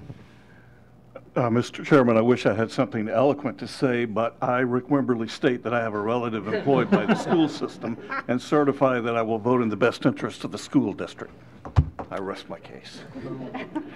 Thank you very much. Mr. Fiskus. Yes, this is a lean budget, and thank you, Rick, for sharing those things that have been taken out of the first draft of the budget, because those are things that are in most need, too, as we think about helping create the right teacher-student ratios through having special ed assistants, through having people who are specialized in social emotional needs and trauma-informed care, all those things that we talked about tonight. Those things are always those first things to get cut. And so this is a very lean budget. And going on with what Eric had to say, about the voucher part, and I'm not going to talk long because my board knows that I can talk long, but when that money does go, and that $3,400 goes towards that voucher, the other part of that $7,300 comes from our budget. We cover that. We cover that from money that's in our budget from tax dollars that we receive. And so that's how this is set. So this idea that ESA money, yes, it says it's going to be refunded to us or to the school district that it's being removed from, but that's only for a 3-year cycle. And so, so we have to make sure that we understand the real dollars that are involved in that program. Read the legislation. And then also, as we think about our situation here, we have, as Eric said, if you look at our scores across the state, we are at the top. But it was surprising to me as a person preparing to run for office, and I knew some of that funding, but as I really started to get into it, it was shocking to know that we were somewhere in that bottom 45, and sometimes we've been as low as 47 in funding. And then it's a testament to our families, it's a testament to our teachers, it's a testament to our school leaders and so on, that with as little funding that we put in per student comparatively, somewhere ranked out of 144 systems, we're about 75, that we receive, that we see what we're seeing in the recommendation or in the recognitions we had tonight. And since I've been on the board, I can't tell you the number of perfect ACT scores we've seen. And so the most important thing that a community can do is to provide a free and adequate and fair and equitable public education, access to it for all. And we have the ability, while this number seems large, know that we have the ability and probably the need to even do more. But this is what we're asking for now, and so I've asked that our commission, our board, that we approve this and we continue to strive for excellence. Thank you. Thank you. one of the things that this board has always prided itself on is, as Mr. Welch says, ROI, return on investment, and I always call it return on instruction as well. The amount of investment we have is an ROI squared. Dr. Looney, one aspect we didn't talk about in our budget is something that we end up basically giving back to parents through their own children's advancement. How much dollars of scholarships have our students earned over the past few years? In the 9.5 years that I've been here, over $1 billion. With a B? Is that with a B? With a That's B. with a B, $1 billion that goes back to help pay for their future education. So that's all I wanted to say about it. Everyone has had their opportunity. Dr. Looney has recommended this. Are we ready to vote, board members, for the general purpose budget? All right, if you go ahead and record your votes. Your vote is 12 yes, 0 no. Thank you very much. The next item, it's a little bit less. Central Cafeteria Fund for $13,883,216. Dr. Looney. Board members, I recommend your approval. Would anyone like to make a motion for the Cafeteria Fund? Okay, we have a motion from Ms. Cleveland, and we have a second from Mr. Cash. Any further discussions, comments, questions? All right, I see none. You have Dr. Looney's recommendation. If you go ahead then and record your votes, please. Your vote is 12 yes, 0 no. Thank you. The next item is Extended School Program Fund for $7,066,258. Dr. Looney. Thank you, Mr. Chairman. Board members, this is a self-sustaining fund. I do recommend approval. Anyone like to make a motion? Miss Emerson made a motion, and we'd like to second that. Ms. Durham seconds that motion. Any further discussion? And Mr. Mitchell.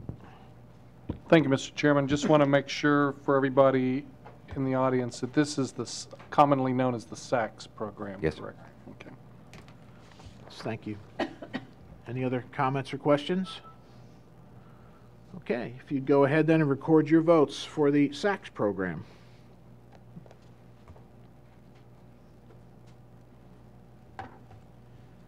Your vote is 12 yes, 0 no. All right, thank you. The next item is the capital request for $13,254,951. Dr. Looney. Thank you, Mr. Chairman. Board members, I want to make sure that this is for public consumption, that we understand this is the operational capital, not the 5-year capital. So I do recommend approval of this budget amount. Anyone like to make a motion on this one? They're fighting down there for motion, so we'll give, all right, Mr. Haw will have the motion, and then Ms. Garrett will have the second. Thank you. Any further comments or questions on this one? Mr. Mitchell. Thank you, Mr. Chairman.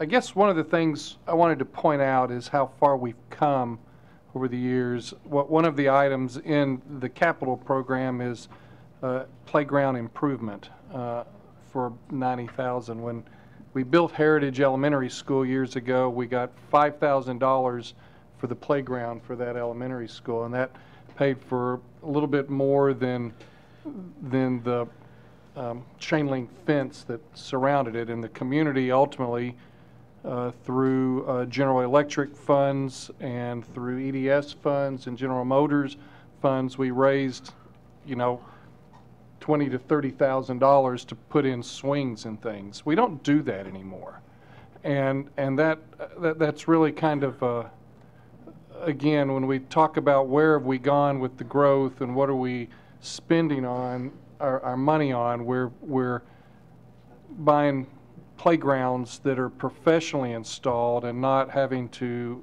where the community is having to rent augers and tractors to do the work instead. So I approve of what we're doing. I'm just wanting to point out how we've come. As I believe it was Ms. Cleveland that said we progress. We continue to try to improve where we're at. Thank you. Any further comments or discussions? All right, I see none then. You have the superintendent's recommendation. If you go ahead and record your votes, please. Your vote is 12 yes, 0 no. All right, thank you. The next item is Extended School Program Fund for $7,000,254,951. Dr. Looney. Thank you, Mr. Chairman. Board members, I want to make sure for everybody in the audience that this is the commonly known as the SACS program. Thank you, Mr. Chairman. If you go ahead and record your votes, please.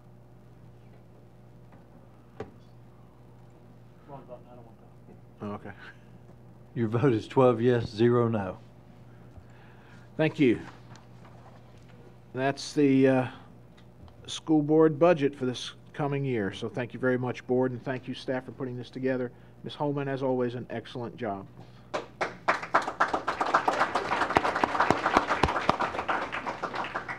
I made her smile.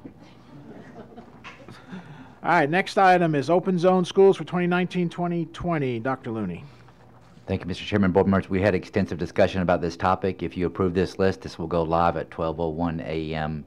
in the morning. Anyone like to make a motion for this? We have a motion from Mr. Welch. We have a second from Ms. Emerson. Any further discussion on open zone? Mr. Ha. Thank you, Mr. Chairman. I have a fairly narrow amendment that I'd like to propose. There are some students in the Oakwood area who've been going to school with other students from Oakview from kindergarten through 4th grade, and they're on the very edge of the rezoning that has sent them to Winstead, but they would like to stay at Oakview Elementary School as grandfathered 5th graders, and they were able to do so. Next year, they're still on the edge of that same line that would keep them from going to Thompson Station Middle School, unlike their Oakview Elementary School classmates with who they've been attending school that whole time. When the new Henpeck Middle School is built, they and those Oakview alums that they are ideally attending Thompson Station Middle School with next year will be zoned to Henpeck in 2020 through 21.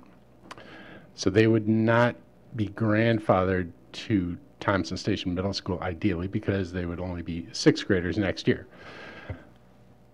In summary, those few students who are looking to stay with those same kids next year, instead of being the only group of kids who go to Heritage just for 6th grade and then go to the Henpeck area middle school. So the request is affecting approximately 14 students who would have the option to open zone to Thompson Station Middle School who currently attend Oakview but are rezoned to Winstead. Okay, is that a motion? Yes. Okay, I'd like to second that motion. Ms. Emerson, is that a second? It is. Okay, we have a second. Would anyone else like to speak this? Mr. Cash, would you speaking to this one? Thank you, Mr. Chair. Thank you, Mr. Chair. Yeah, I know KC's got a lot of the same constituents in the area.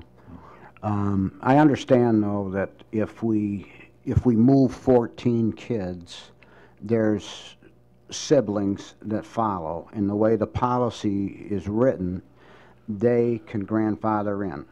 So they could essentially go to Thompson Station School, which is at capacity, the elementary. They could essentially go there and grandfather in and stay there if they liked. What I was hoping or thinking we could do is some way make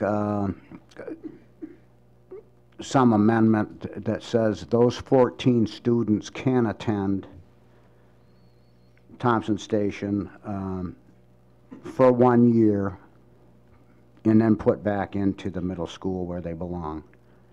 And the other kids just stay where they're at. I don't know if that makes sense, but I do understand the zoning process. I do understand that Thompson Station Elementary it's darn near capacity, if not at capacity.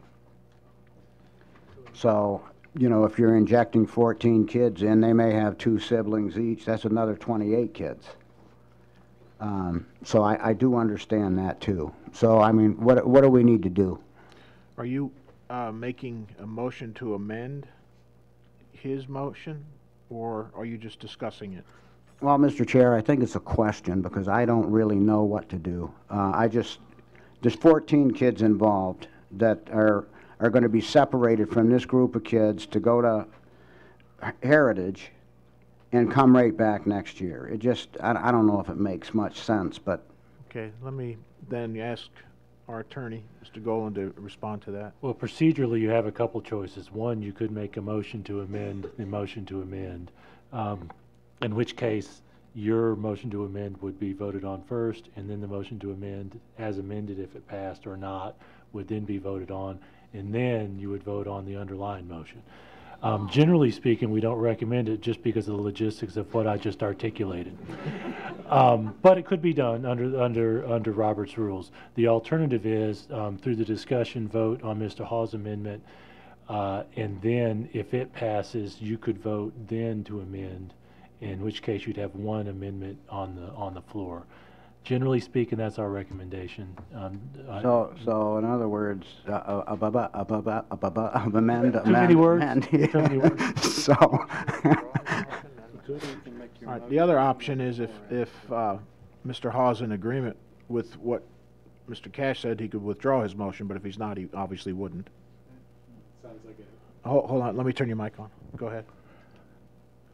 That sounds like a fine amendment to my motion.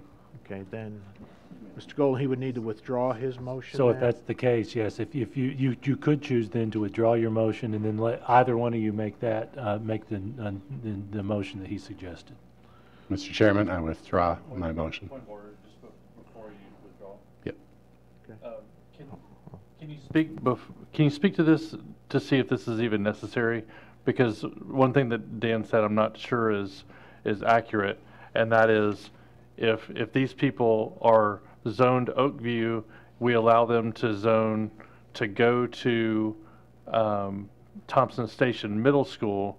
That doesn't mean that their siblings can go to Thompson Station Elementary School. That means that they can either go to they've got to go to Oakview. They can still go to Heritage, which they're zoned to do, or they can go to Thompson Station Middle School.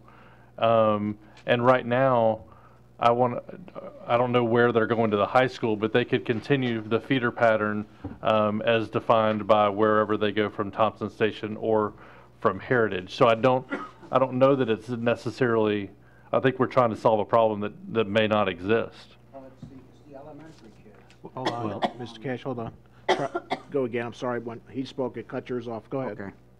It's the elementary kids that can go with these uprising sixth graders that causes an overcrowding at Thompson Station.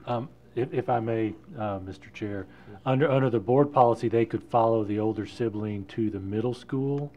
The elementary right now is projected at 816 students over capacity, and the middle school is projected at just under 700. It could in the following years add additional students, younger siblings. Actually, older siblings under our policy could go as well if it happened to be specifically to those sixth graders. So, I mean, do we have to change policies, I guess is what I'm asking. We don't want to, allow everyone to, grandfather in. So, Mr. Cash, if you're wanting, what I believe you're asking to do is to set aside the grandfathering policy and make an exception to it. Right. So if that's the motion, then the board would have to suspend that policy in order to approve your motion.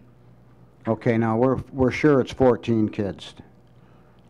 I'm almost positive. I've talked to Allison about it. Yes, sir. Those are the numbers we found currently at the school that fits Mr. Hawes' question. So what I would have to make a motion on is that we allow 14 kids to go, uprising sixth graders to go to Thompson Station Middle School for 1 year, eliminating the grandfather clause for siblings, correct? Yes, sir. All right. Before we go there, Mr. Haw needs to speak because we didn't totally withdraw his because the second wasn't withdrawn yet. So, Mr. Haw. Okay, good opportunity. Just, and this presumes a construction schedule that stays on time, but what would happen this would be a neighborhood that would basically be adjacent to the new middle school, and they would be provided transportation to that new middle school. I know there are no guarantees, but the probability that they would want to continue to Thompson Station Middle School and be with classmates that they've been with for only 1 year, the predominant number of whom would then go back to the new Henpeck Middle School, I think unlikely, but I understand that we need to take that into consideration when we're looking at the impact of this and potential unintended consequences. Okay, are you then withdrawing your motion? I'm withdrawing my motion. Then we need to go back and ask Ms. Emerson, would you withdraw? Okay, so now we're back to what Mr. Cash is talking about.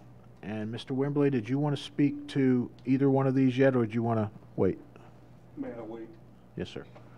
All right, so Mr. Cash, then you're making a motion, and my understanding is we're going to have to suspend policy to do this. So, but we don't have a motion and a second yet. So if you'd go ahead and make your motion so everybody understands it, and then we'll see if someone is willing to second it. Okay, I just moved that we allow 14 students to move to, be allowed to rezone or out of zone to Thompson Station Middle School for 1 year, depending on, again, construction dates, and that we eliminate the sibling clause in this case. And Mr. Chair, may I ask a question just to make sure we're clear on it? And you're specifically describing the current 5th graders who live in the Oakwood neighborhood. Rising 6th graders, correct. Okay, does anyone want to second that motion? Okay, Ms. Emerson seconds the motion. Okay, now, Mr. Wimberly, do you want to speak now? I think this is the appropriate time to ask if staff would weigh in on the motion. Yes, sir. As we discussed in the work session, staff is not supportive of this motion. Okay, Mr. Welch?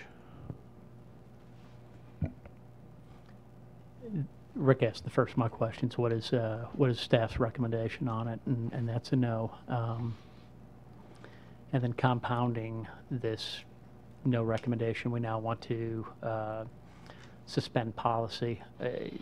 We're going down a dangerous road here. I would say I would be much more apt if we were following our policy and had staff approval, even without knowing the long-term implications. I would be willing to trust Allison and Dr. Looney on this, but without knowing the long-term implications, suspending policy on it, staff going and say, I'm sorry, I just can't support this. Thank you. Ms. Cleveland? I withdraw my request to speak. Okay. Answered. Mr. Galbraith? So I guess I'm kind of with Eric on the fact that I don't think we have to suspend policy. Like Casey, I think we're only suspending policy to solve a problem that I don't think exists. So the difference between Dan's proposal and KC's is just a fail-safe to make sure that we're not that trailing kids aren't left at Thompson Station Middle School after they get rezoned back to Henpeck. And I don't think that's, I mean, just logically that's not going to happen. And so if it's an issue, I'll vote for it. I'm fine. If it doesn't pass, then I would ask KC to put your motion back on the table, because I think it's cleaner and it doesn't suspend policy, and I don't think it has any negative ramifications. And I think ultimately, as we went through this in our last rezoning 2 years ago, there's the capacity there, and it positively impacts students over the next couple of years, and helps them avoid to being split away from their peers twice in 2 years, and I think it makes a lot of sense, and so I'm definitely for it. Either way, it has to go. Thank you, Mr. Wimberly. I guess this is a question, I'm not sure who can answer this, but I don't think that we've suspended policy since I've been on the board, and however, 9 years maybe. I thought we have, may not be about this issue. One time, Dr. Looney thinks. If I may, I do want to point out, to your point, Mr. Wimberly, we do have in policy that if a policy is suspended, that it is to be discussed at the next policy committee meeting.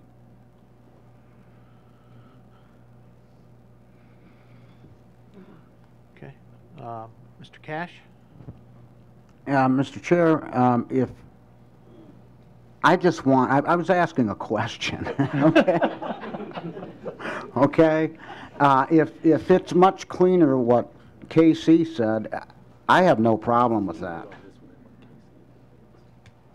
I have no problem with that if it's much cleaner. I'm not trying to get people going here, and I'm just asking questions. I don't really like changing policy or because it's not good practice. Is this your suggestion to withdraw your motion, or? Back to you, Casey. I'll withdraw my second. All right, we have a second withdrawn. You want to withdraw yours, Mr. Cash? I just want it done the cleanest way.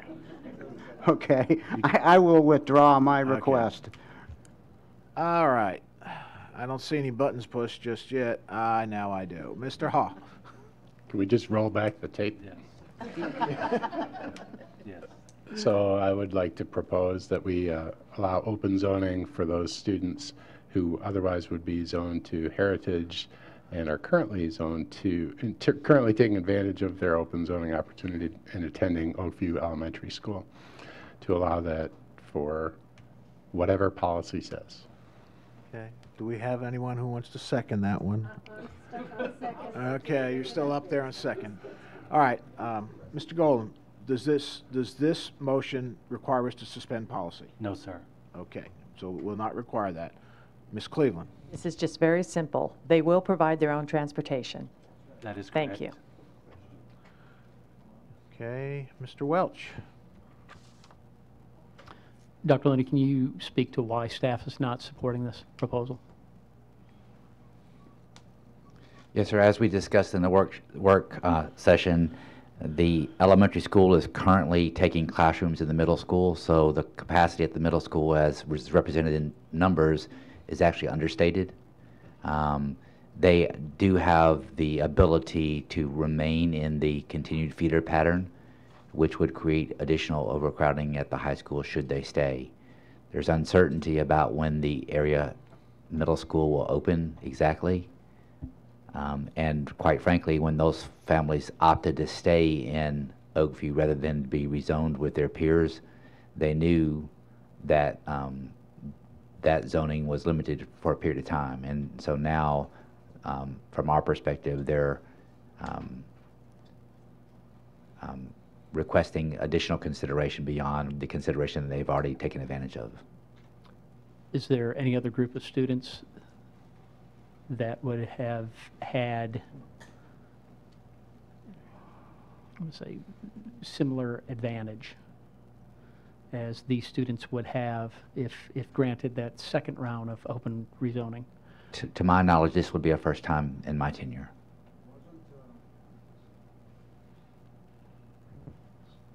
Go ahead, Mr. Cash. Wasn't Lipscomb and Brentwood involved in something there? I think it was a different type of scenario. I don't recall the specifics of it, but I think it was different. Mrs. Cleveland, I think, wanted to speak. Okay, yeah, that was a little bit different because at the time Scales, there's a neighborhood that was supposed to be rezoned to Scales from Lipscomb, and Scales was being redone, and then it was already overcrowded, and the project was taking longer, and so it was better to just, rather than moving this neighborhood, wait until the opportunity for Scales to open up for the reconstruction, because it was already overcrowded, and we would just be putting more kids into a construction site, basically. Okay. Ms. Garrett? Well, thank you. Were you speaking there? I have Oh, okay. Oh, Sorry. Mr. Welch? I'm sorry. Thank you. Sorry. You cut me off a little early. No worries. Oh, sorry. So we've never set any precedent of allowing this. The staff doesn't recommend it. And it sounds like, Dr. Looney, you're not sure, you can't definitively say what all the implications are if we do allow this down the long road.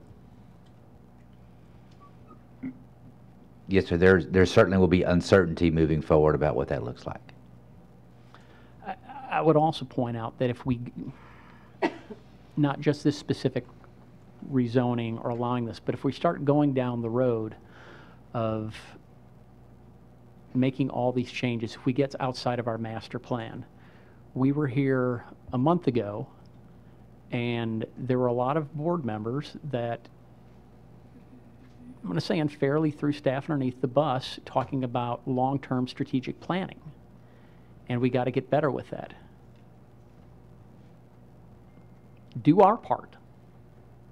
Long-term strategic planning requires that we have a set of rules that we follow, that we know how the game is played, and we don't start making exceptions to it unless it really makes sense. And we don't go against staff recommendations. I appreciate Casey wanting to represent and fight for his district, but Gary has seen it, Rick, you've seen it. What happens when you start going down these roads? The board starts making little tweaks for political reasons and not for numbers reasons. And what you invariably get to is at some point a big county-wide rezoning. And that's nasty and ugly. And then you got 50 Mill Creeks showing up at board meetings. I know we want to do what's right for students, but often what's right for students requires that you look at the greater good for all students. And so I'm sorry, but I can't support this. Thank you. Ms. Garrett, sorry I skipped over you. I withdraw. Okay. Mr. Galbraith?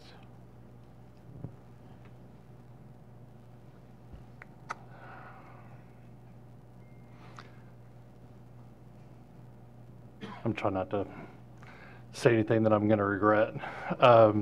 So I'm just going to speak to this in terms of precedent and what we have done in the past that I think is completely appropriate, and it wasn't. Staff is going to make a recommendation that works for the long term. And when there are exceptions that we can grant to make it easier for families that don't cause overcrowding, we as a board made that decision on multiple occasions during the last rezoning to change, and we voted a couple of times. Dr. Looney and his staff made those changes without us having to actually vote on an amendment. But there were a couple of times that that in the last bigger rezoning that we did, that the board did vote to go against staff recommendation. And I really don't know that it's necessarily against staff recommendation. I mean, I guess it technically is. They're stating the best plan. We have an obligation to our constituents and not just the constituents in our district. I mean, I try to empathize. I don't talk about exceptions for these students because they're in my district or not. I do it because it's the best thing for these people. Put yourself in those families' shoes, and they know that they're going to get a school in 18 months in their backyard, and all we're saying is that they don't have to go to. They're actually going to two different schools in 2 years. They're going to go to Thompson Station for 1 year, or Heritage if they need bus transportation, and then they're going to go to a new school. They're all really excited about the new school. So I don't understand why it's 14 kids, and without the exception, the only additional people that could possibly go are those people who are who are currently at Heritage, if they want to go with their siblings, like Dr. Looney said, the seventh and eighth graders might possibly go with them. I was like, how many? I mean, we're talking 20 kids or so that this is gonna impact, and there's room to do it. I think it's completely acceptable that we do that. But Eric, I mean, when you make these generalizations about some board members, if you want to name us by name, then name us by name, and don't just put it out there. It's very disrespectful. Some board members not being respectful of the work of staff. I was like, it's blatantly not true. And so I really, before you make those comments, I ask that you either name us by name or try another way to phrase your question or your statement. Any other comments or questions on this, Ms. Garrett? I'd like to call a question, please. Thank you. Questions called, and if there's no objection, then you can just go ahead. we can and just vote. go ahead and vote. Otherwise, you need to have a vote on the call for question. Okay. Any objection to moving forward on a vote on Mr. Hawes' motion? Okay, I see none. Then we have the superintendents.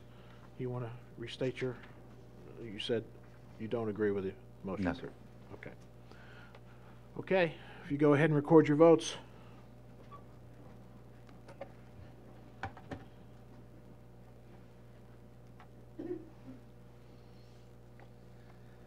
Your vote is 8 yes, 4 no. Okay, so that motion passes. Now, we haven't voted on the whole rezoning. As amended, correct. We now need to vote on the open zone schools as amended. Anyone like to, do we have a motion on that? Yeah, we did. We did? Eric and Nancy. Eric and Nancy, okay. All right, so we're back to the original motion of open zone schools with the amendment to it. Any further discussion on this?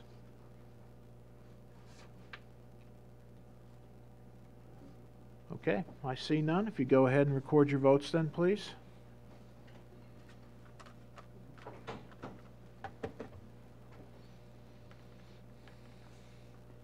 Your vote is 12 yes, 0 no.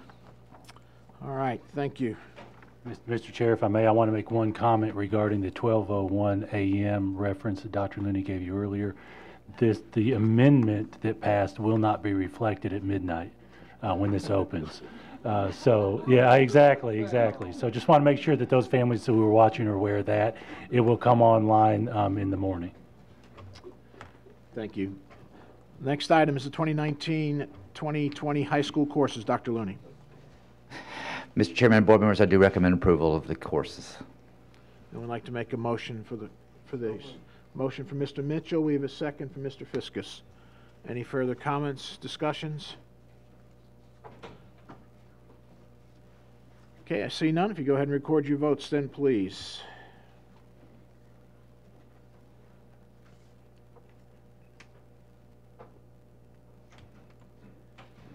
Your vote is 12 yes, 0 no. Thank you. The next item is the 2019-2020 high school special course applications. Dr. Looney. Thank you, Mr. Chairman. Board members do recommend approval as we discussed at the work session. Anyone like to make a motion on this one? So moved. We have a motion from Mr. Mitchell, second from Mr. Cash. Any further comments, questions, discussions? I see none. If you go ahead and record your votes, please.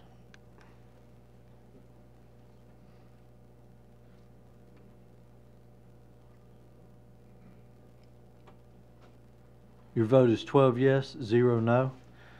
Thank you. The next item is textbook adoption committee recommendations. Dr. Looney. Thank you, Mr. Chairman. Board members, as a reminder, we have to, by state law, adopt, not purchase necessarily. So we're recommending the adoption of these books, not necessarily the purchase of those books. Anyone like to make a motion for this? We have a motion from Mr. Wimberly. Anyone like to second? Second from Mr. Hall. Any further discussion? I see none. If you go ahead and record your votes, please.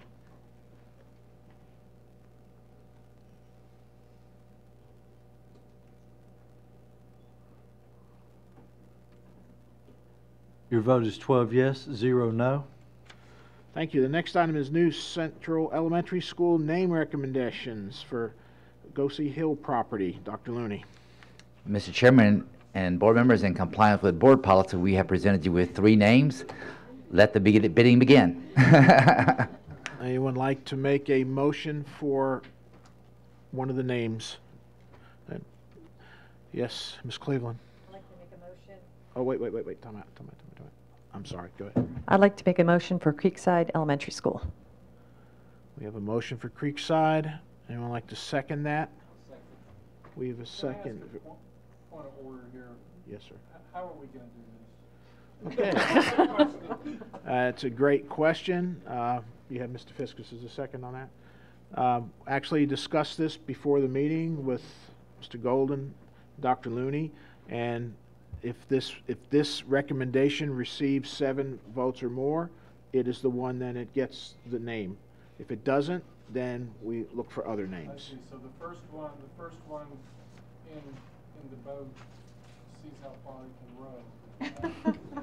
Yeah, basically, yes.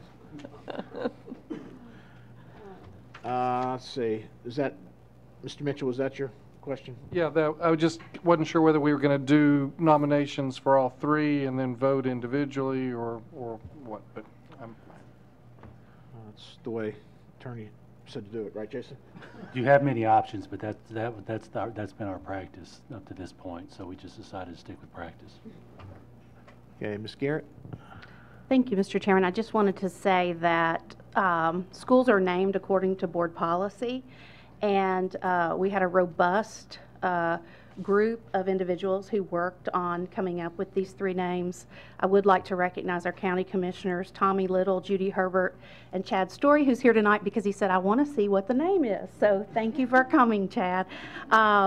Also, our professional staff, Laura LaChance and Denise Goodwin, who led the effort, our principals who served on the committee, and then board members Dan Cash, Brad Fiskus, and myself. We even at one point called the county historian because we had a question about the name. Oh, I forgot somebody, didn't I, Chad? Beth Lothers? Yes, Beth Lothers called the county historian because we had a question, and he was at a restaurant and went outside on the sidewalk and answered our questions. So just want to give a little bit of input about that process and just what a great experience it was to come together and think about this new school and its name. Okay. Mr. Wimberly. I can't help but try this. Would Mr. Fiskus, Mr. Cash, or Ms. Garrett want to weigh in before we vote? Which? Mr. Cash? We'd have to change policy. Where? Are you ready? Let's go. That was it. Are we ready to cast our votes for the name? All right, can we read back the name of the school, that the name of the new school is proposed? Creekside. Creekside. Okay, we ready to vote? All right.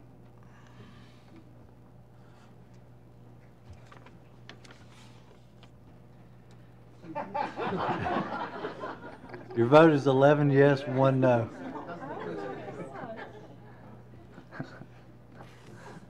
Okay.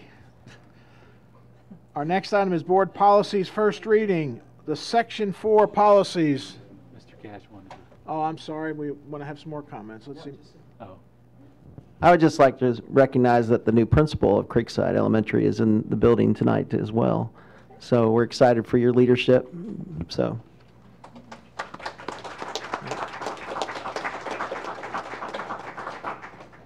Now you can put a title there next to your name as principal of. Mr. Cash? Can we tell what can we tell now? No? Okay. Denise said no. No, let's leave it at that. All right. We've lost control of this meeting. The next item is board policies, first reading, section 4 policies. Dr. Looney. Thank you, Mr. Chairman, board members. I do recommend these policy proposals. This is first reading. I'd like to make a motion on this. We have a motion for Mr. Welch. I'd like to second. Ms. Emerson, second. Any further discussions or comments? Mr. Wimberly. Are we voting on all three of them at the same time? No, just the section 4 policies. Okay, thank you. But the deletion one on. Well, you're voting on section 4 policies first, and then the deletion will be the next vote, and then overtime pay will be the next. All right. We're going to have 3 separate votes, Mr. Wimberly. Thank you. All right, so section 4, we have a motion and a second. Any further discussion? Okay, I see none. Go ahead and record your votes.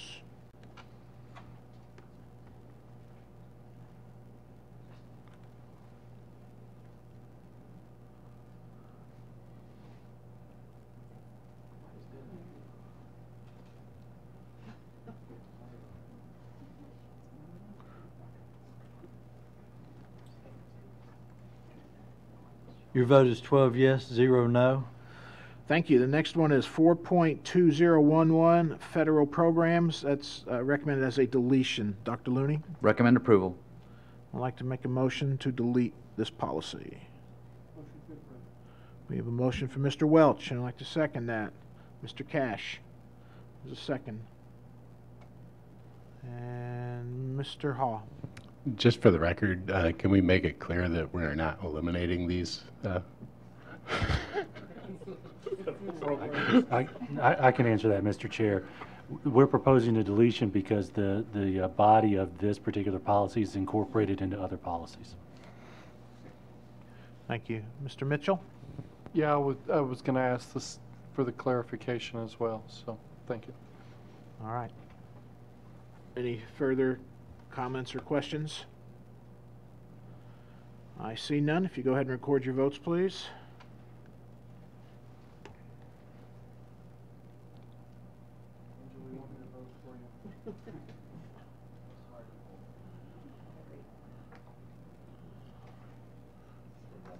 She needs the Energizer Bunny over there and replace the batteries.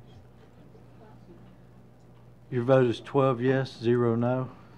Thank you. The next one is board policy first reading, 5.604 overtime pay. Dr. Looney. Thank you, Mr. Chairman. Board members do recommend approval. We have a motion to approve from Mr. Wimberly. We have a second from Mr. Welch. Any further comments, questions, discussions? Angel, you want to start pushing it now?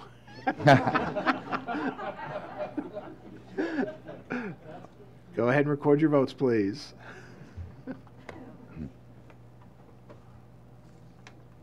Your vote is 12 yes, 0 no. You got anything else? Well, I hate to say this after this wonderful evening. Oh, wait. Hold on, Miss Garrett. Go ahead. I forgot one county commissioner, Dana Osbrooks. Aw, yeah, how can we forget Dana? Ladies and gentlemen, this meeting is adjourned. Thank you very much. Thank you. Good to see everybody.